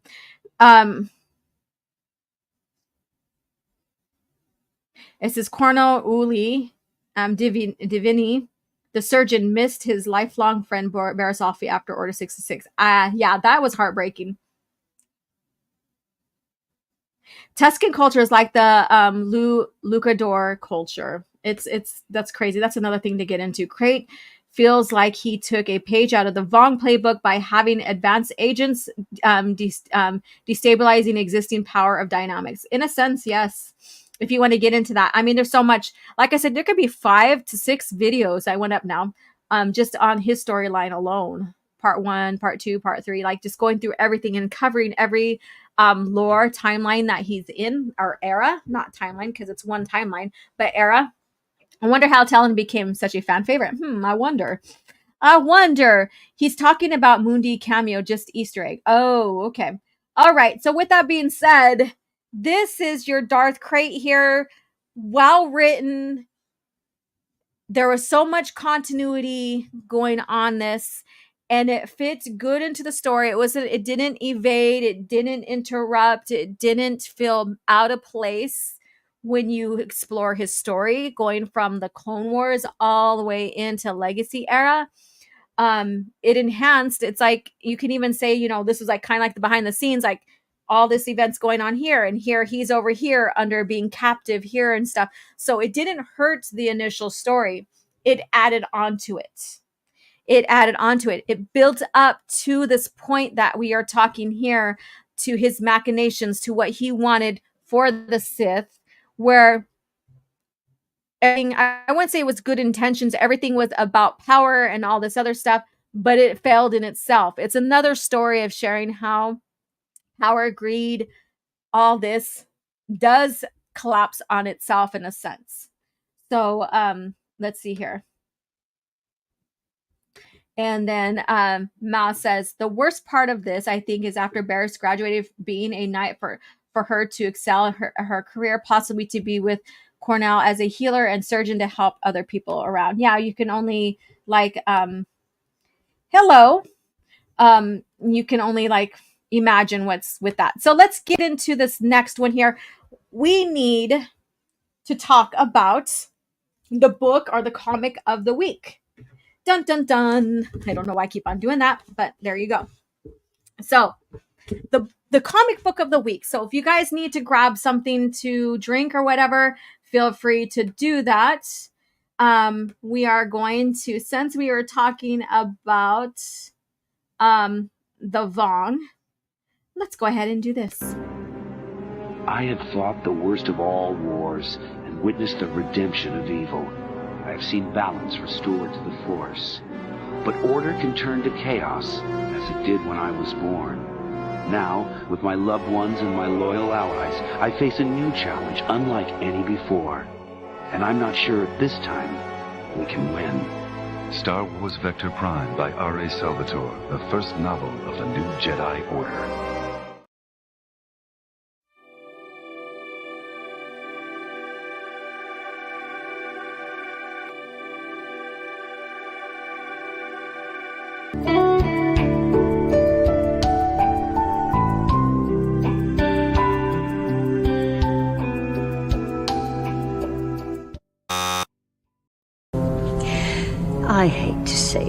looks like Story. the item you're searching for doesn't exist. Impossible. Perhaps the archives are incomplete. If an item does not appear in our records, it does not exist. All right, so this is the comic that we are gonna have for book of the week. Let me go ahead and see if I can just zoom in on this so you could see it, and I'll tell you why. So we'll get into this, and then we'll get into the cringe factor here. Let me return back to my screen here. I zoomed in, and there we go. All right. Never hawk to your coffee on your screen. Oh my God. No, you did not. No, you did not. All right. So this right here, this is the Jedi Council Acts of War. So this is 33 BBY. So this is like before the Phantom Menace. And basically, this is about there's stuff going on in the Yanchuri system. Is a relative, and so they have Jedi Master Mace Windu at the temple on Coruscant, who sends 2 knights to Yanchuri. Neither of them survive that mission, and so the Jedi Council are bewildered by the motives behind the hostilities, and basically like their Jedi dying and stuff like that. But little do they know that this basically is being influenced by the Sith. So Darth Maul is basically responsible. So this in itself shares how well the Sith can be presented in a story without knowing that the Sith are influencing everything behind the scenes. So this is why I wanted somebody clip that. This is why I wanted to share this comic series here, Jedi Council Acts of War, because you have the acolytes and they're trying so hard to make sure that this basically is the Jedi, the Sith hiding but still influencing and stuff like that, where you have this major conflict that had happened with more than 2 or more than 1 Jedi and the Sith revealing themselves. So this right here shares how well, and this also goes in with Shadow Hunter, where another instance of the story is of the Sith influence and using the Sith to assassinate and stuff like that without, and even a Jedi, without being discovered, without being realized and discovered, which is very important because we as the viewers know that the Sith are still alive, but we are not part of this lore. We're not a part of the story. However, like the galaxy and the Jedi think that the Sith are extinct. So when Kai-Adi-Mundi talks about it in the Phantom Menace, he's correct in their sense, in the historical events of Star Wars. The Sith, this is their revenge. The revenge of the Sith. Bane and Talon, or not Talon, sorry, Zana. Basically, Zana made it look like the Jedi destroyed the Sith. So all those years, for 1,000 years, that's what they thought. Yeah, the Sith still influenced in that period. There are little small events that happened, but they were never discovered as Sith. And that's the thing. That's what makes the Revenge of the Sith so damn smart and intelligent. So I recommend this here. The script is by Randy Stradley, pencil by David Fabry, inks by Christina Dalla Vecchia. Color is by Dave McCaig. And let's see here. And this was published around 2000, June to September 2000. the collection altogether, 2001. And we have the principal characters of Mace Windu, Yoda, Plo Koon, Deepa Boloba, Eth Koth, Ural Poof, Adi Galaya, Oppo Rancis, and Even Peel, Yaddle, Sassy Tin, Mika Giet, Qui-Gon, Jin, Obi-Wan, Trucy Choi, Dean Fida, I'm probably butchering some of these, Lilith Tuwasis, Karuk, Darth Sidious, Darth Maul, Vilmar Grek, Olmar Grek, Chancellor Valorum. And so the locations basically is Myvich, 7, Coruscant, Yinchori, Yadith, Yabikor, and Unai, or whatever that one is. So I highly recommend this, but I don't have the image for the honorary one that I want to present here. And the honorary one is called Vow of Justice. And this is for basically a Kai Mundi story here. And this happens about 88 years before A New Hope. So 50 years, maybe, or less than that, before the Phantom Menace. I would say less than that, 20 years, sorry. Something like that. And so we have the principal characters, Kai Mundi, the Dark Woman, and then Bin guarded Zahn, Yoda, and the locations is Syria and Coruscant.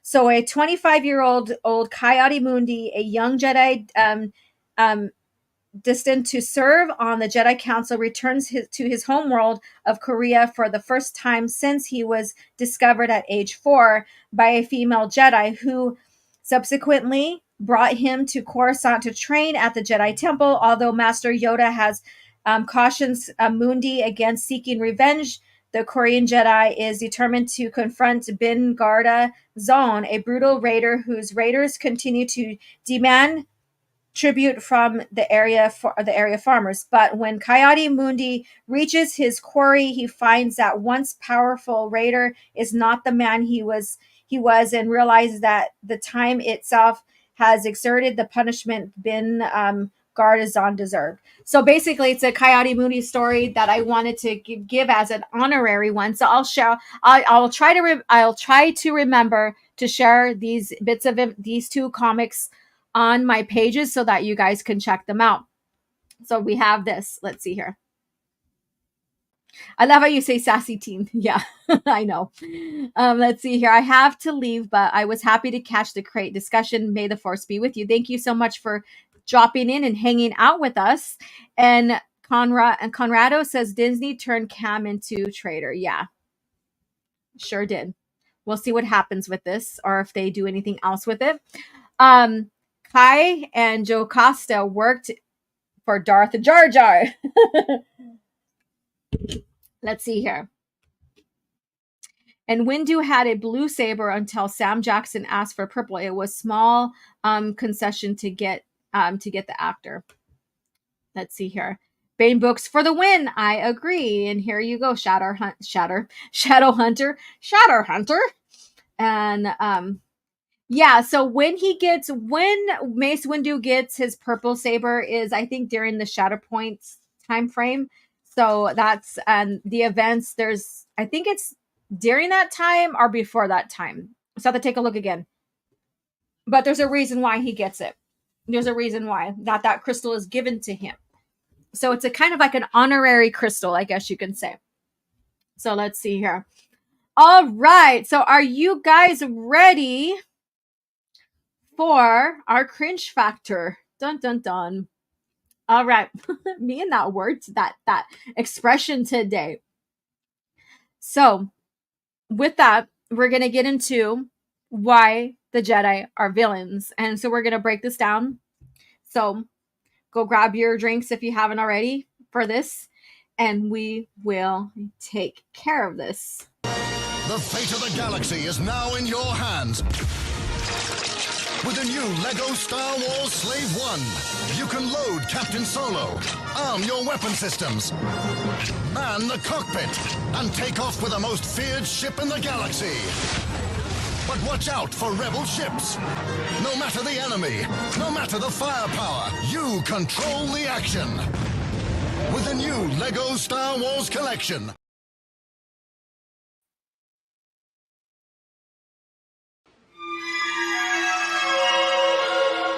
So uncivilized.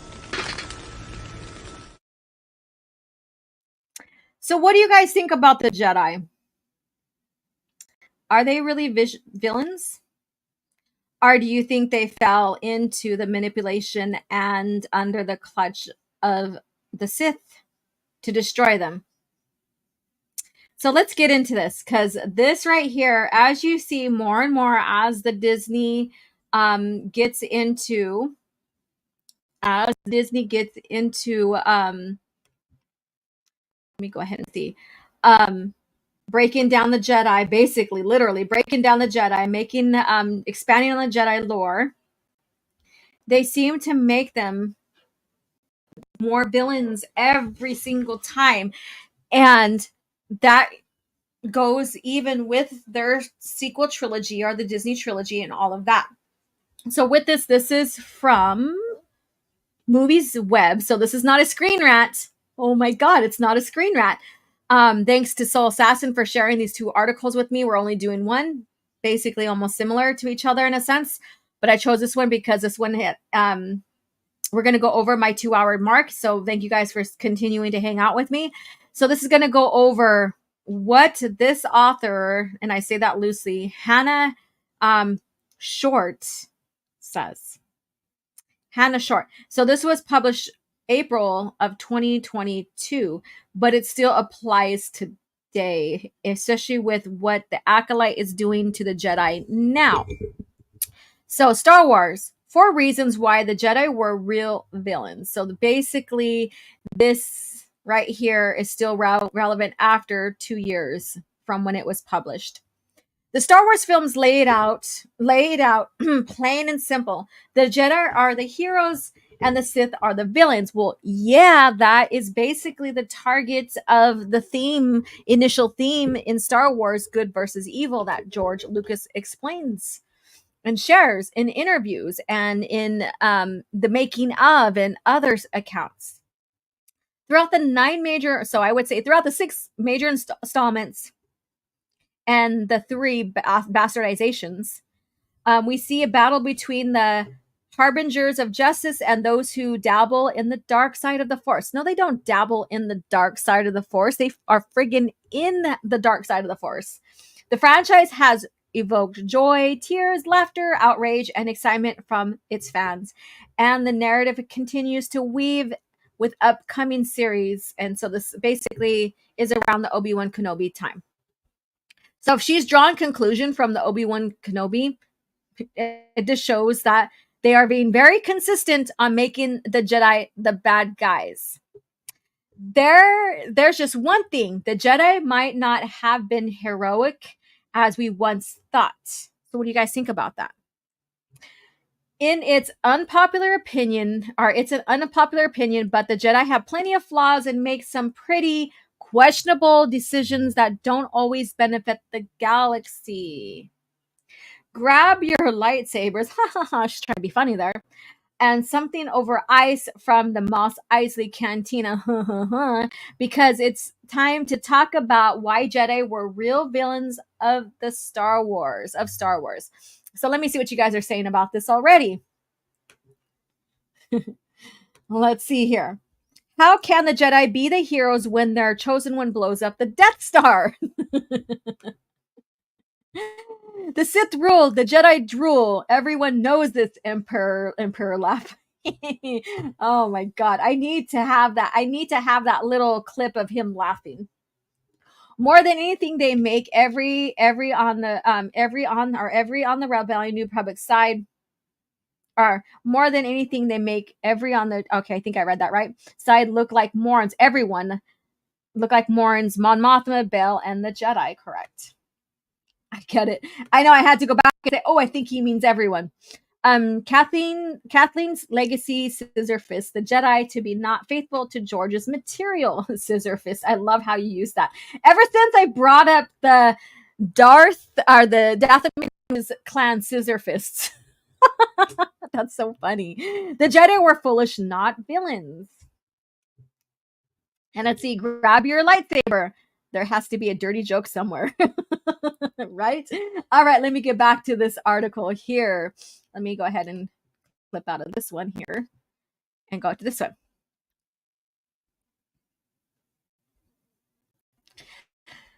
So, number 4, Dopa. Number 4, Lakota, that's Dopa.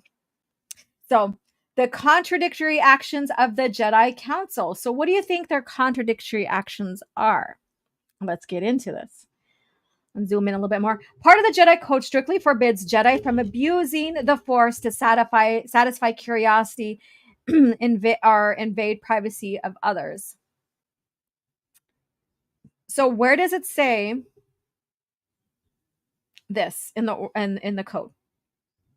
She refers to the code a lot in here, but doesn't recite where in the code this is. So I say part 1 are part of the Jedi Code strictly forbids Jedi from abusing the Force.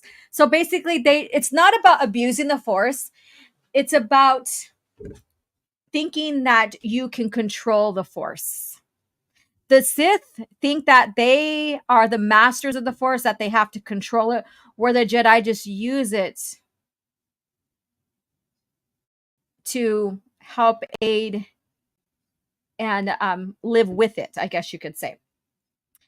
So, to use a Force in this way runs the risk of making the Jedi seem untrustworthy, especially since the Jedi Order took a solemn vow to be a purely neutral part of that serves and protects others. They don't take a vow of being neutral. So I don't know where she gets this vow of being purely neutral. They do prepare to fight. They are warriors too. They're not soldiers or anything, but they are warriors in a sense. They will step up if they need to fight for justice. So that's not being neutral whatsoever. Unfortunately, the Jedi are willing to forego this tenet in Revenge of the Sith when they blatantly request that Anakin spy on Chancellor Palpatine. Does she not realize that there are Sentinels? Sentinels are intelligent agents, basically. They are also spies. There's nowhere in the code where you can't have your intelligent agents, spies, and what have you. Because you have to monitor the regions where you are asked to stay in as a sentinel so that peace can be maintained, right? So there's nowhere in the code that says they cannot. Now, Anakin says that this is against the Jedi Code. He's my friend, blah, blah, blah, blah. But I think he's being rash. And, and he's being hyperbolic, I guess you could say. So it goes on to say, Anakin strongly opposes this plan, even citing that it's not Jedi way, referring to the code. Like I said, the code doesn't say they can't have spies and stuff like that. So, and again, she cites, it's in the code, but she doesn't give any information about the code on why and how it breaks and what it breaks. So that's my pet peeve is if you're going to say it breaks this, it's not a part of this,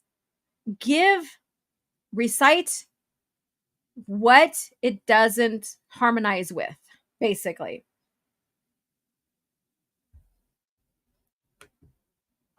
Just call them the culties, just like I called Acolyte the Acopolypse. Blah, blah, blah, blah. Source, trust me, bro. Correct. Well, you have a point. I don't know what the point is.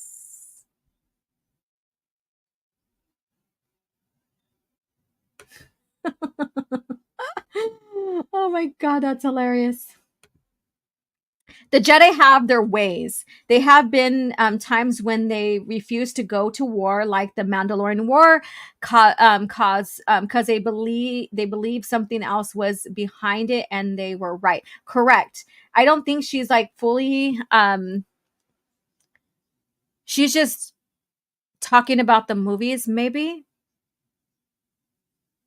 But still, if you're gonna talk about the movies, the code isn't given in the movies. So if you're gonna say, oh, it breaks the code, but not give or cite the source, then you have to get into the expanded material, right? So if you're going to get into the expanded material, then you also have to realize, okay, so in the order they had different, I guess you could say, classes. You had the guardian, the counselors, and the sentinels, and what are their positions designated for, right? Their designations are for. I use the word scissor fist as a catch term in the bad and the ugly. I know. And Anakin was always trying to protect the one only person he thought was his friend, specifically in a time where his faith in the Jedi Order was so shaky. Do you realize that Palpatine, his so-called friend, is what made him feel that he couldn't trust the Council? And it was so shaky. His faith was so shaky because Palpatine was manipulating him to feel and act that way. So that's not quite a friend, but to Anakin it was, because he was also a victim of his manipulation, just like the Jedi were. Now we have the good, the bad, and the modern audience. All right, let me get back into this. I could stay in the chat all day. This isn't the first time of the Jedi contradicting themselves either. Qui-Gon violated the same creed when he tried to invade Watto's mind with tricks in the Phantom Menace. Oh, so now she's saying that the mind tricks break the code. No, it does not. And Obi-Wan successfully used the same tactic against stormtroopers in A New Hope. Even leaving Shmi Skywalker behind instead of vying for her freedom is a direct contradiction to the Jedi's philosophy of justice. No, Shmi understood. He asked for both of them.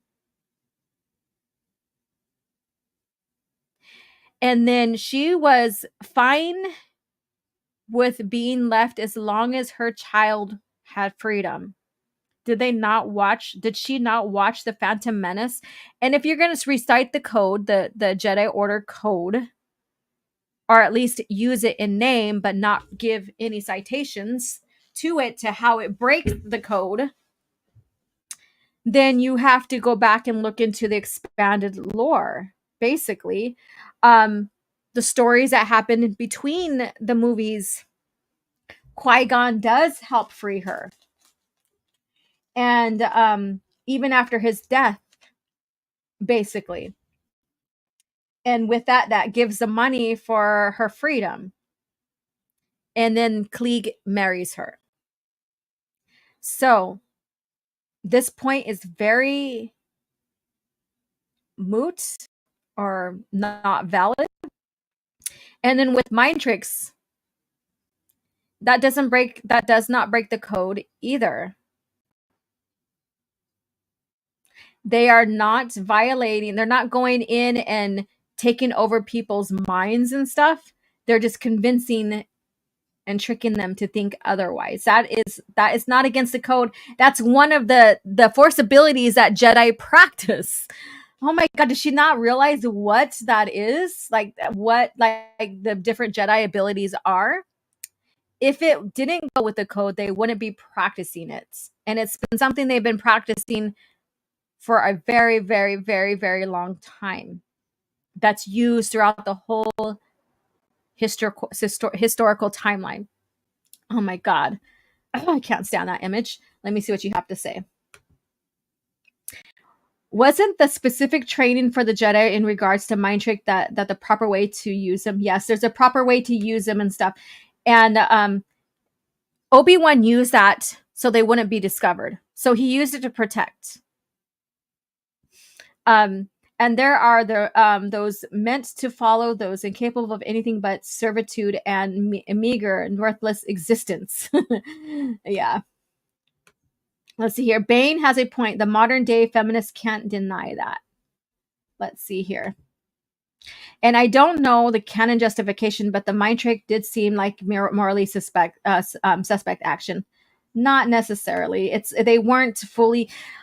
So when you see mind control as in the sense of digging into someone's mind, like I'll use their example, Kylo Ren to Rey, almost forgot her character name. That is a dark side use.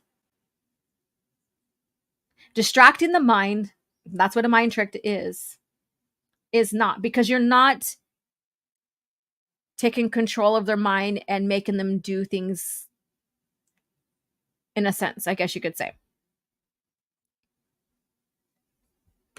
Yeah, the Force Judgment, the Force Lightning Judgment, or whatever it's called.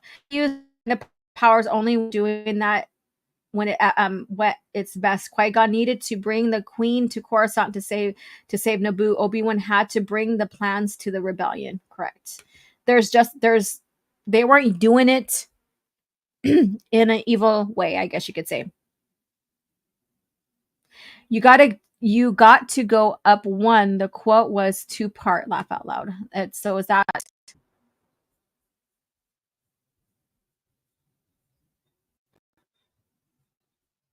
All right. Oh, I see what you're saying. I'm like, quote, what? Yeah, I know what you're saying now. Sorry. I caught on. So the equality is a lie. Bane told her, a myth to appease the masses. Simply look around and you'll see the lie for what it is. There are others with power, those with the strength and will to lead, and then there are the meant to follow, those incapable of anything but servitude or meager, worthless existence. All right. It's a hasty self-exile in terms of turmoil. So she is saying that this is what makes them villains and that it breaks the code, I guess you can say. So we're going to get into the Disney version here too as well. So Jedi have faced untold hardships from the very beginning. The tragedies like the Great Jedi Purge have taken these force users to their very limits. More than once, we see Jedi go into a state of self-exile during extreme turmoil. For example, following the Jedi Purge and his loss against Sidious, Vader flees and remains in hiding until Luke Skywalker seeks him out decades later, as outlined in Esquire. So she just bases her source on Esquire, not the movie. Oh my God. So she's basing it on an article, but not the movie, not Revenge of the Sith, not the OT, not Revenge of the Sith novelization, which goes further into reasons for exile and how it is to preserve the Jedi, to keep them alive for when the time is right for them to come out and defeat the Empire. Because Yoda and Obi-Wan know that they can't do it on their own, and not in a time frame where now everybody is siding against them. So similarly, Luke chooses to self-exile after Kylo Ren. So basically, he's just being a fucking cunt. This is where they're destroying the Jedi here. So let's see here. It is understandable and so Luke's exile is not the same as Yoda's and Obi-Wan's. And I have talked about this time and time again. I'm not going to get into it, but his exile is about the Jedi to die versus Yoda and Obi-Wan's is for the survival of the Order. It's understandable for the Jedi to seek refuge in dire times, but to stay in exile for such a long time while the galaxy is abused by those in power goes against the Jedi way. Not necessarily. There are times when Jedi have to step away.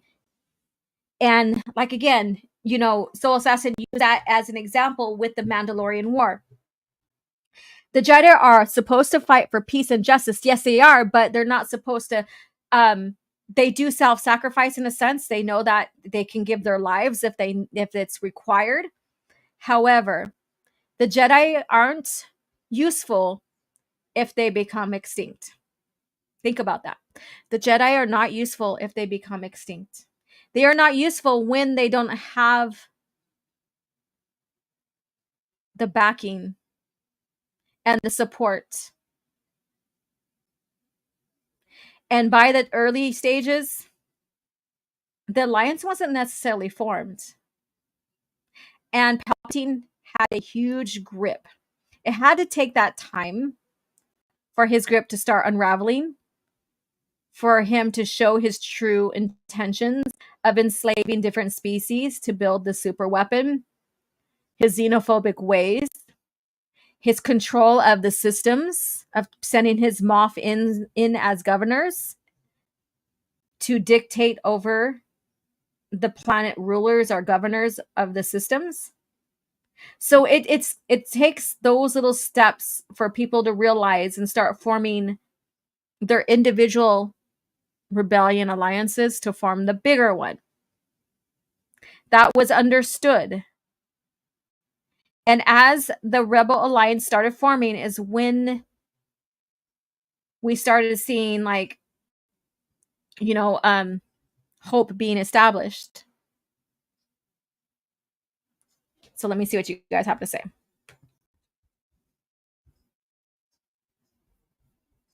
Wow, you guys are like, and thanks Soul Assassin for sharing this article with me. Man, I did a whole long big write up to him about this. Jedi wouldn't use the mind trick to hurt civilians. That's correct. Just to get past obstacles for challenges without resorting to violence. Correct. It was a non-violent act. Hey there, Melissa Lord, another channel member. You're gonna have to rewind and listen to the talk about Krayt.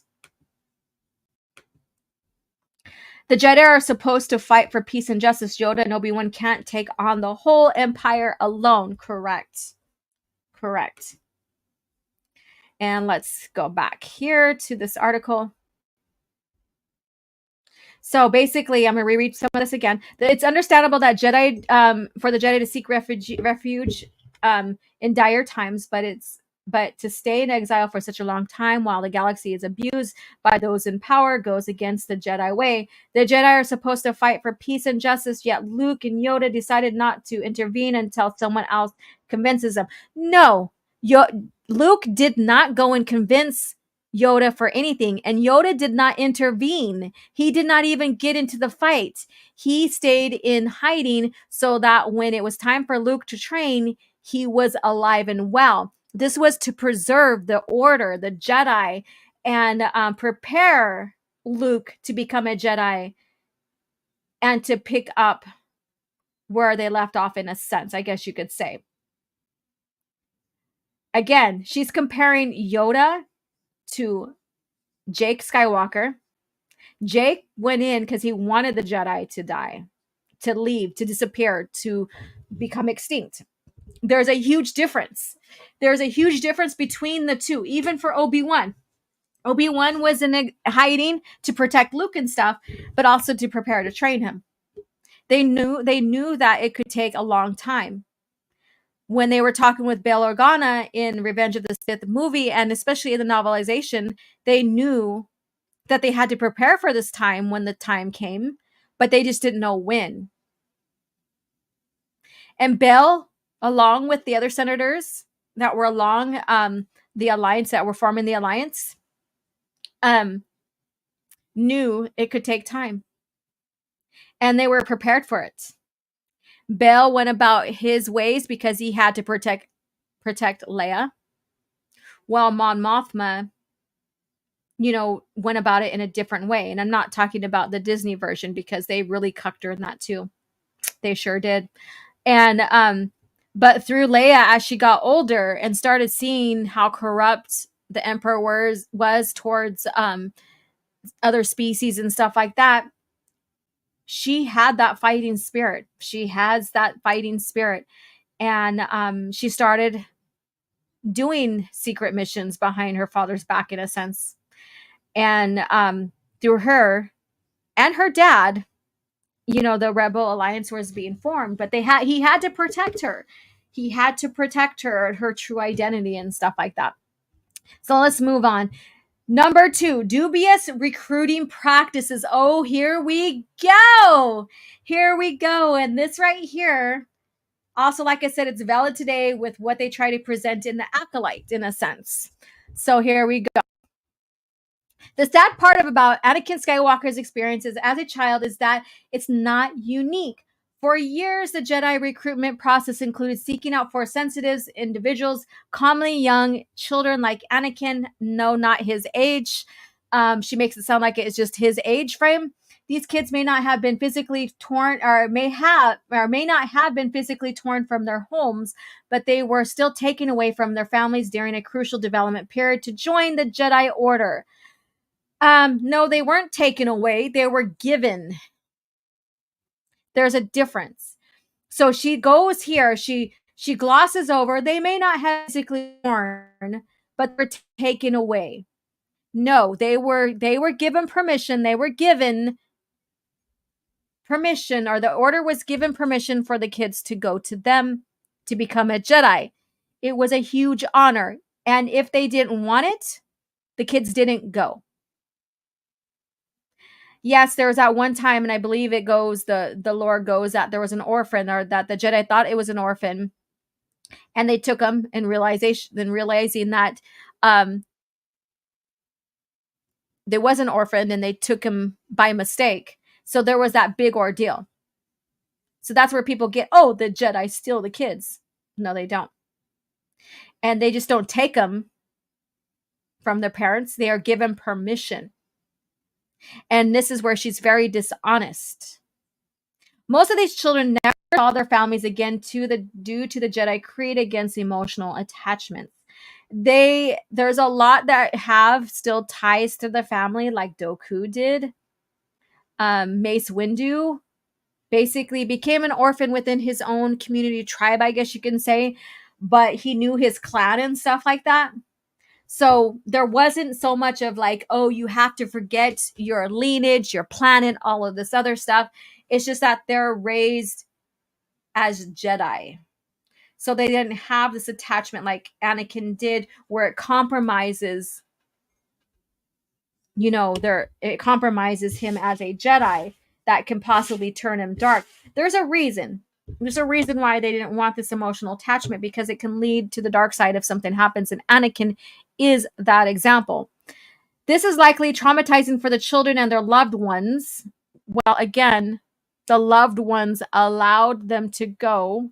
Yes, it's hard. It could be heartbreaking, or like you can feel sad but proud. But it's not traumatizing, because in order for trauma to happen, there has to be some kind of abuse. They have to be taken and stolen from a well-established family and forced upon. There's none of that. And she goes on to say, it doesn't seem like a great way to campaign for peace and justice.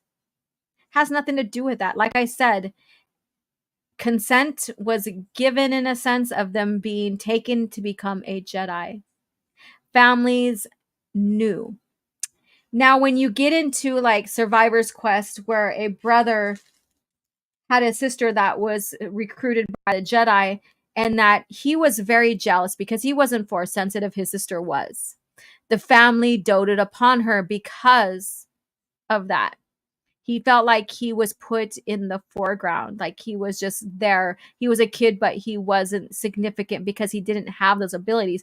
There's things like that, but that's just the family structure. It's not like what the kid is going through. And the parents were very proud of her, especially when the practice as per dork side of the Force. So, eerily mirrors the First Order Stormtroopers recruitment process. So she's comparing it to the First Order's recruitment process. It's not the same, because they steal the children. They take the children from the family. So she goes on and say they might not physically tear them from their homes, but then she compares them to the First Order's recruitment, where they do steal the kids. See what she's doing there? Once they are part of the Jedi Order, Padawans are consistently trained to only follow the orders way, the Jedi way. Of course, they're in there to train as a Jedi. Jedi are strictly outline what is right and wrong for these younglings. Yes, they do, because they don't want them to turn to the dark side. Like, as a Force user, if they're influenced by any machinations of the dark side, like any type of tendencies, they can go dark. So they have to put in these reassurance that they don't turn dark, that they train them properly, all this other stuff. And that's what becoming a Jedi is. When you become a Jedi, you're trained in the Jedi way. That's not a bad thing. That doesn't make them villains whatsoever. And they're not allowed to develop any sense of identity outside the order. Yes, they do have an identity outside the order. They could still go and have, and I'm not kidding you, they can still go and have sex and stuff like that. They just can't be attached. Isn't that crazy? They can go out. It was encouraged. Now the PT basically had them more secluded, but it is encouraged for them, especially when it comes to Luke's order, the new Jedi Order, to get out there and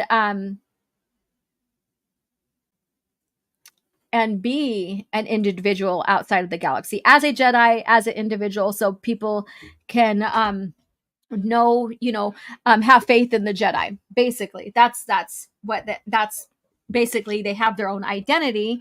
They keep their name. Some of them didn't. Most did. They keep their names. They still have their own identity as Jedi. So I don't know where she gets that they don't have their own identity. One can give the argument that these younglings are probably safer with the Jedi Order than anywhere else, but we can't discuss that without mentioning the horrors of Anakin really killing any of them right as Order 66 is being executed. So this is because Anakin decided to become dark, and part of that transition, I guess you can say, in becoming a Sith was nightfall. Shit happens. He became a Sith. We know that the Jedi and Sith are enemies. So this has nothing to do with that, other than that Anakin went in and he was like, I really don't have mercy on these kids. Actually, he did have big mercy. Well, I won't even say it's mercy. I take that back. When you read Revenge of the Sith novel, he's like, these kids are now orphans. They don't have no one to care for them. So his reasoning for killing them was because there's no one to care for them. They're orphans now. So they're useless in a sense. Isn't that crazy? But anyways, I'm going to see what you guys are saying. Whoever wrote this article didn't watch not even a trailer for Star Wars film. This kind of gaslighting is awful. Misinformation is incredible. They try to do a boys take on Star Wars with Homelander as a Superman ripoff for the G-Men and X-Men for Predators. Let's see here. I'm going to scroll up. You know how many Jedi were breaking the no attachment rule by the time of the Clone Wars? So many. Correct. And she forgets to mention that these people who were brought in as Jedi can always leave. They weren't forced to stay. Villains will make their captives or their inductees stay or die. There's a difference. And I don't think she's correlating any of that. I don't think she's correlating that. So number one. So 1G, numeral uno.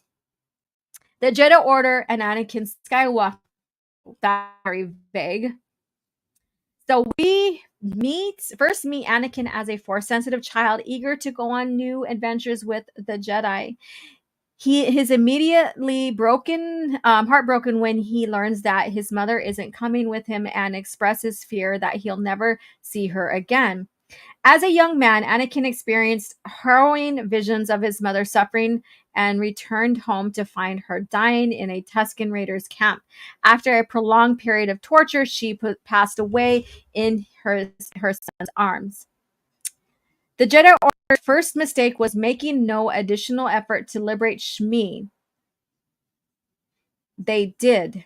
Qui-Gon did. I just mentioned that not too long ago.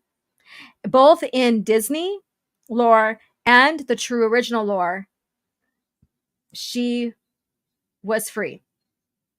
As they were content to separate mother and child while leaving the former in life of slavery. Again, we just covered this. Qui-Gon tried to wager for her freedom, but no one ever rallied for her liberation or went back for her. Again, he set things up. He set things in motion. And she forgets that Tatooine is not a part of the Republic. There's this different set of rules and all this other stuff. And right now, during this time frame, they're going through some internal turmoil with the Trade Federation and stuff like that. Naturally, the Jedi Order wanted to sever Anakin's emotional connection with her as part of his training, and she served no additional purpose outside conventionally bearing a Force-sensitive child. However, their attempts to isolate Anakin from his only living family and force him to stomp out attachment exacerbates his intense need for emotional connection and love, which are essentially Sith ideals according to the Jedi. No, because Anakin said that Jedi are encouraged to love. Attack of the Clones, when he's talking with Shmi on their way to Naboo. It's not that they don't want him to have compassion and love and stuff like that. The attachment to his mom that's created can go into the dark side of fear, of loss, and stuff like that, which is basically the story and why he turns. It's not the Jedi's Order's mistake. They are right about that type of attachment. And Luke recognizes that in the new Jedi Order, to where he still asks his Jedi, and this is in Darkness Trilogy, he becomes Grand Master.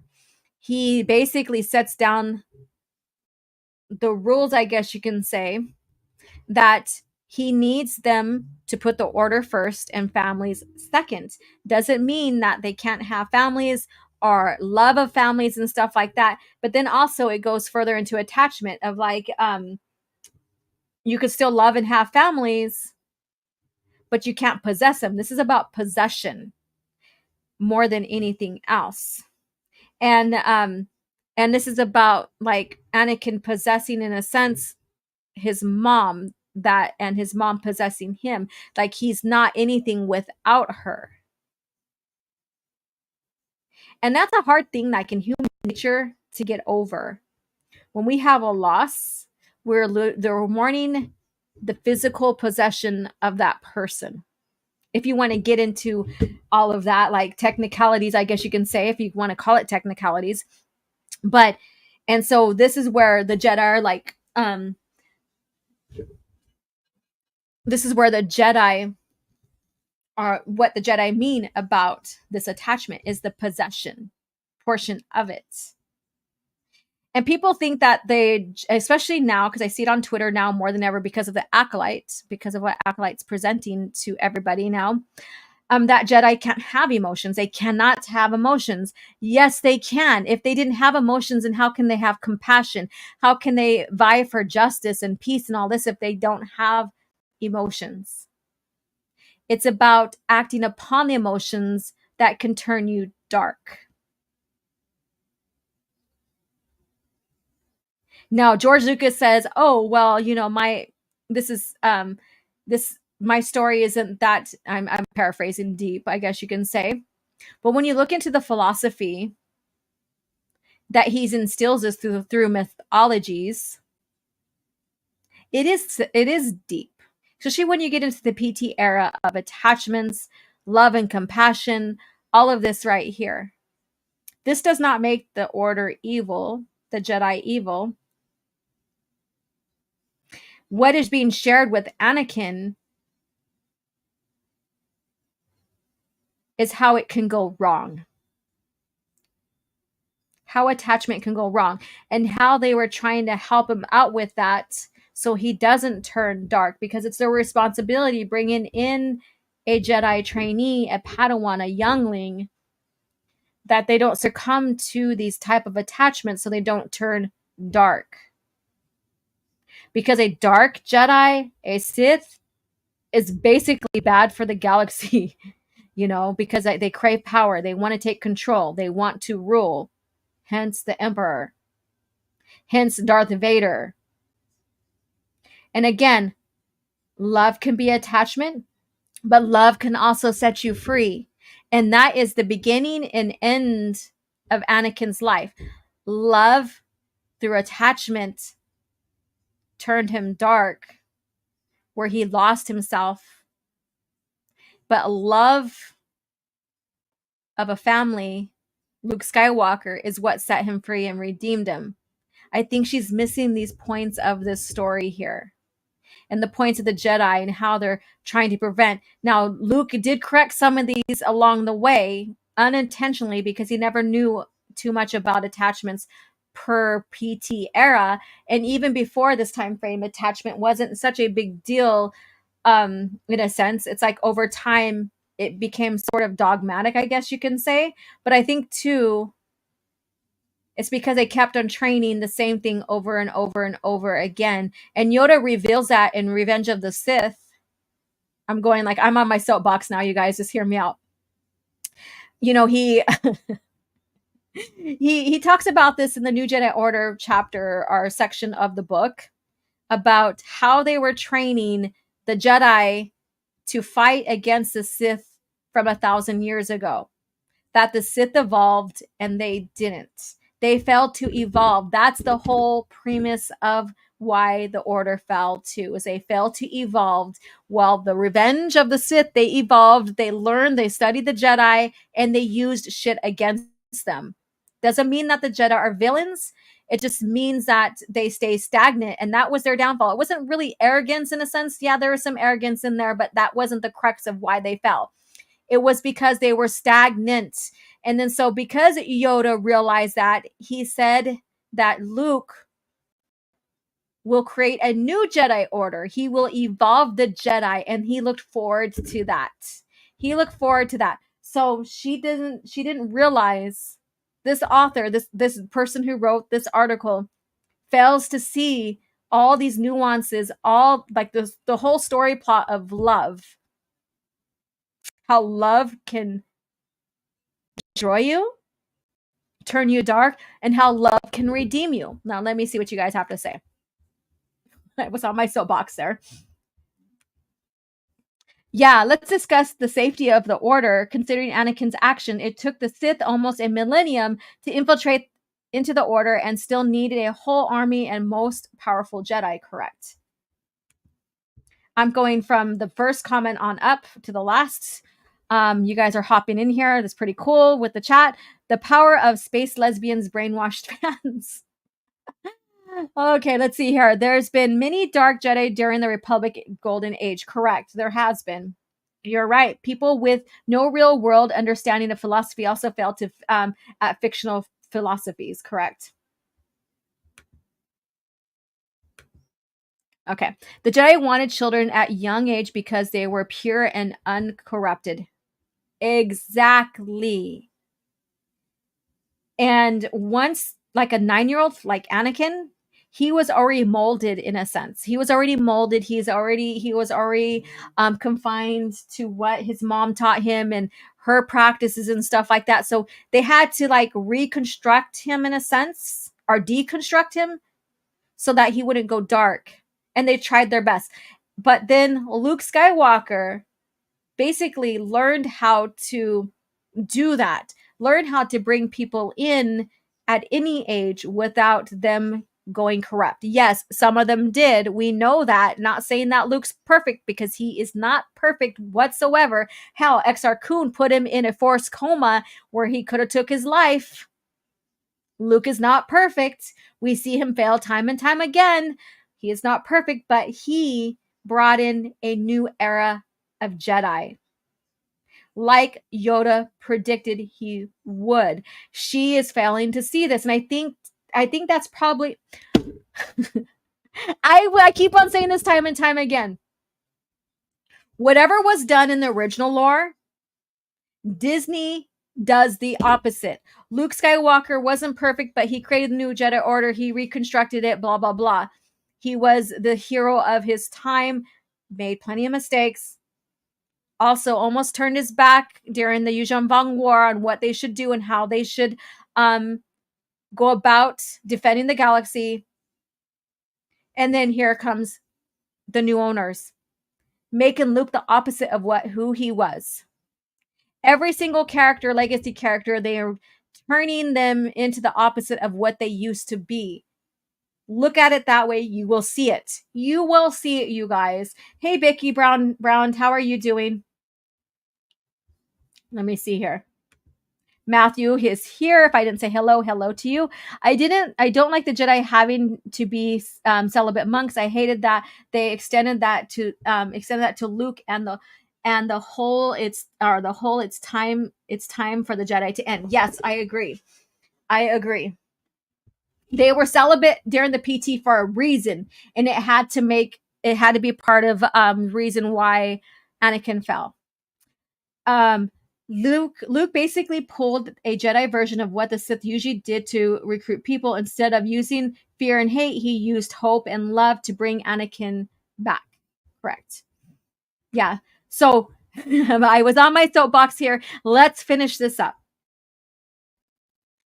Let's see here. His fear of loss was only exemplified when he fell in love with his future wife. Again, the fear of loss when he had that meeting with Yoda in Revenge of the Sith. He lied to him. So Anakin wasn't truthful because he knew he would be expelled. So he wanted it all, which is greedy. People don't realize that. He lied to Yoda. He wasn't telling the truth because he wanted it all. He was greedy. Do you see the correlations to his fall as a Sith, into the Sith as a Sith? Greed. Because in the discussion in Attack of the Clones, he knew he couldn't go down that path with Padme and become a couple without compromising his stance in the Order. Again, greedy. He was greedy with it. Palpatine used that in his favor. So I hope when you go back and watch this, especially the Revenge of the Sith, but particularly the PT, you will look at his fall in a different light. I'm picking up on all these nuances of how he fell and how Palpatine used everything to manipulate him and also manipulate him against the Jedi. It's all there. So if they say, oh, George doesn't know how to write, full fucking shit. Alone, Anakin and Palpatine's relationship and how Palpatine manipulated Anakin was brilliant writing. Yeah, some of the script, some of that is wooden or whatever, but when you look at the whole picture, that is phenomenal writing. These visions were eerily similar to those he had about Shmi before her death. As such, so about his death, about Padme dying in childbirth. Now, when you look at that scene with Padme dying in childbirth, do you realize he's seeing a vision of the future? And that vision he's seen he's the reason why she's dying. He doesn't realize that because the vision of the futures don't reveal the whole truths, and they can be one version of the truth or not at all. That's why, Yoda has stated to Anakin and even to Luke to not really trust or act upon those visions, right? Because it's just one glimpse of the truth. but it doesn't reveal the whole truth. So when you watch Revenge of the Sith and he's having his vision of Padme and she's crying and as she's giving birth and stuff like that, that is after the events of him nearly killing her on Mustafar. But he doesn't realize that he is the cause of her death. So if he wouldn't have taken these steps, and I'm just going into these territories here, if he wouldn't have taken these steps, of wanting of these visions of wanting to become dark to save her, and he went about and took Yoda's advice, it probably wouldn't have happened. More than likely, it wouldn't have happened. But like I said, I'm going into these theories, which I don't base my channel on theories. I'm just going back with reason to that vision. If he didn't move forward the way he did, that those events wouldn't have happened, but they needed to happen because that's part of the story. So basically, I'm going to end here because this woman, this writer, this author, and this correlates too with what's being shown in present Disney Star Wars lore of making the Jedi of villains. Is there anything else? Maybe I'll read down here. So she says, had things gone differently somewhere along the line, the galaxy may have never seen the rise of Darth Vader in the first place. Of course, that's the give and take of an incredible story like Star Wars. So basically, she's like, oh, the Jedi are evil because of this, this, and this, which are not even in her favor to prove that they are evil. It proves that she doesn't understand Star Wars, like I said, and that she didn't share any significant proof to why these circumstances break the code.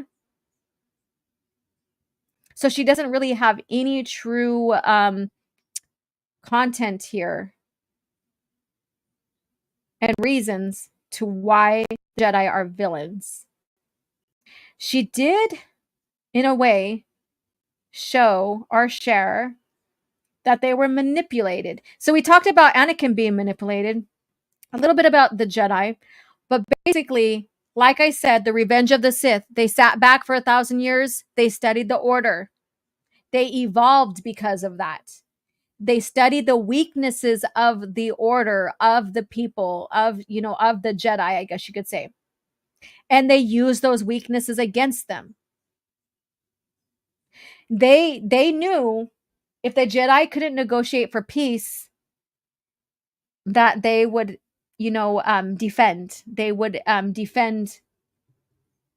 They would fight if they needed to. So Palpatine staged both sides of the war because he knew that they would step up and fight for peace and protect the galaxy if that's what it comes to. And that's what it came to. So everything he did, he staged. He used the Jedi against themselves. From the study of past Sith and all that being passed down per the line of the rule of two. And through the brilliance of Plagueis, they infiltrated power without even the government or the galaxy knowing that they are Sith. And I think she fails to see this because she wants them to be the villains. So then what does she think about the Sith? Are they just misunderstood? Does she think that the Sith capture people or torture people or kill people if they don't have the same ideologies? It's very interesting because she doesn't contrast them or compare them, not contrast them, but you can say contrast too, but she doesn't compare them to the Sith in this whole spiel of her trying to prove that the Jedi are evil. And that's where she lacks, again, on evidence. So Phil, hey, how are you doing? Palpatine was really smart. If he wasn't overconfident in Return of the Jedi, he probably would have survived those events. Correct. He was overconfident. He has been overconfident. And over time, that just kept on building. Now, that's arrogance in itself. All who gain power are afraid to lose it, Palpatine. Correct. And that's him as well. Palpatine said the Jedi were evil and were power mad. He was projecting. He was afraid to lose his power. Correct. That's a projection. That is projection. I fail every day. Whoop-de-doo. That's why Palpatine manipulation was masterful. He knew the visions. The visions were just a tiny glimpse of the whole picture. So he also used that with great tactics. Correct. And Andre is welcome. Let me see here. The writer is just engaged in critical Star Wars theory, nitpick and misrepresent until the target is destroyed by 1,000 cuts. Come on. Okay. The Jedi were evil because contextualization and interpretation allows anyone to turn anything into what they want. I disagree with what I think Luke learned his lesson at Bespin. Yeah, that vision of the future was a lesson, but it was wrong for him to act on it. But he learned that lesson. He learned the hard way. But, I think that everything still went the way it needed to, even if he would or would not responded, it would have turned out the way. I don't know. I'm just going to theories. I'm not going to go into theories now. I'm not going to do that. That sucks. Your stream will cut short last night, this morning.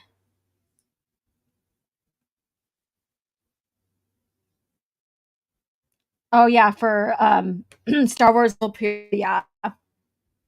All right, you guys. So I wanted to go through that. Thanks to Soul Assassin for sharing this article with me.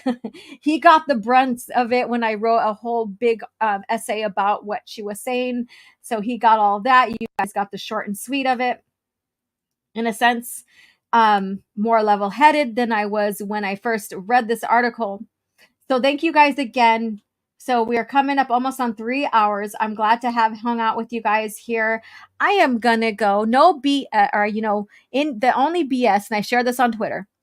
The only BS I want is a bikini and sun. So I'm gonna go and change. I'm gonna go lay out, have a nice drink, relax this afternoon, get some sun, because sun is always great for the mood, for the body to synthesize vitamin D and stuff, but always wear protection. Yes, I said that.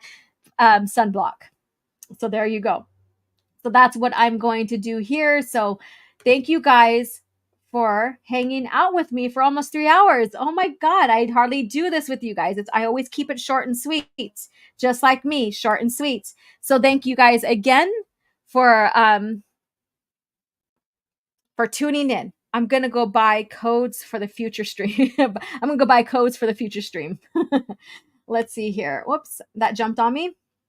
And only the best cringe for the chat. Yes, he finds them, he shares them, he sees how I respond, and he's like, yeah, my work is done here.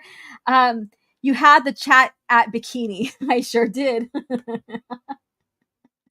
OG bikini, woohoo. Yes, and so again, you guys enjoy classical George Lucas era of Star Wars.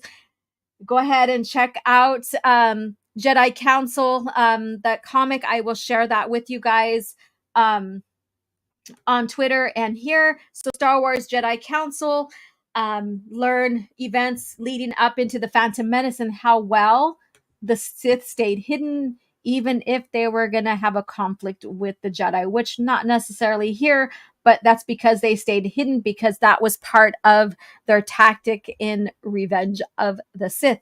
Yes, it is Revenge of the Sith. That's basically what the Rise of the Sith was about. They were getting revenge. So there you guys go. So thank you guys again. And oh yeah, Casual Rage tonight. So go check that out. I don't have the time in front of me, so go to his channel and set your reminder. And then tomorrow night, the spacing, catch you on there. A lot of good stuff going on for both channels and this channel as well. So thank you guys again for tuning in. And yes, I'm going to go put the bikini on. I'm going to go relax and have a good time and all of that.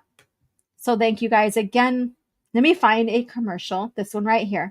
Prepare yourself for Star Wars, Shadows of the Empire. The evil Empire has struck back with a vengeance, and a new villain, the crime lord Shizor, schemes to replace Darth Vader as the Emperor's second-in-command. With Han Solo held frozen in carbonite by bounty hunter Boba Fett, it's the rebellion's darkest hour. Now, join Jedi warrior Luke Skywalker, hard-charging Chewbacca, and go undercover with heroic pilot Dash Rendar and his booming Outrider. But can Han Solo be freed and Shizor be stopped? Star Wars, Shadows of the Empire. Look for the authentic figures and vehicles from Kenner.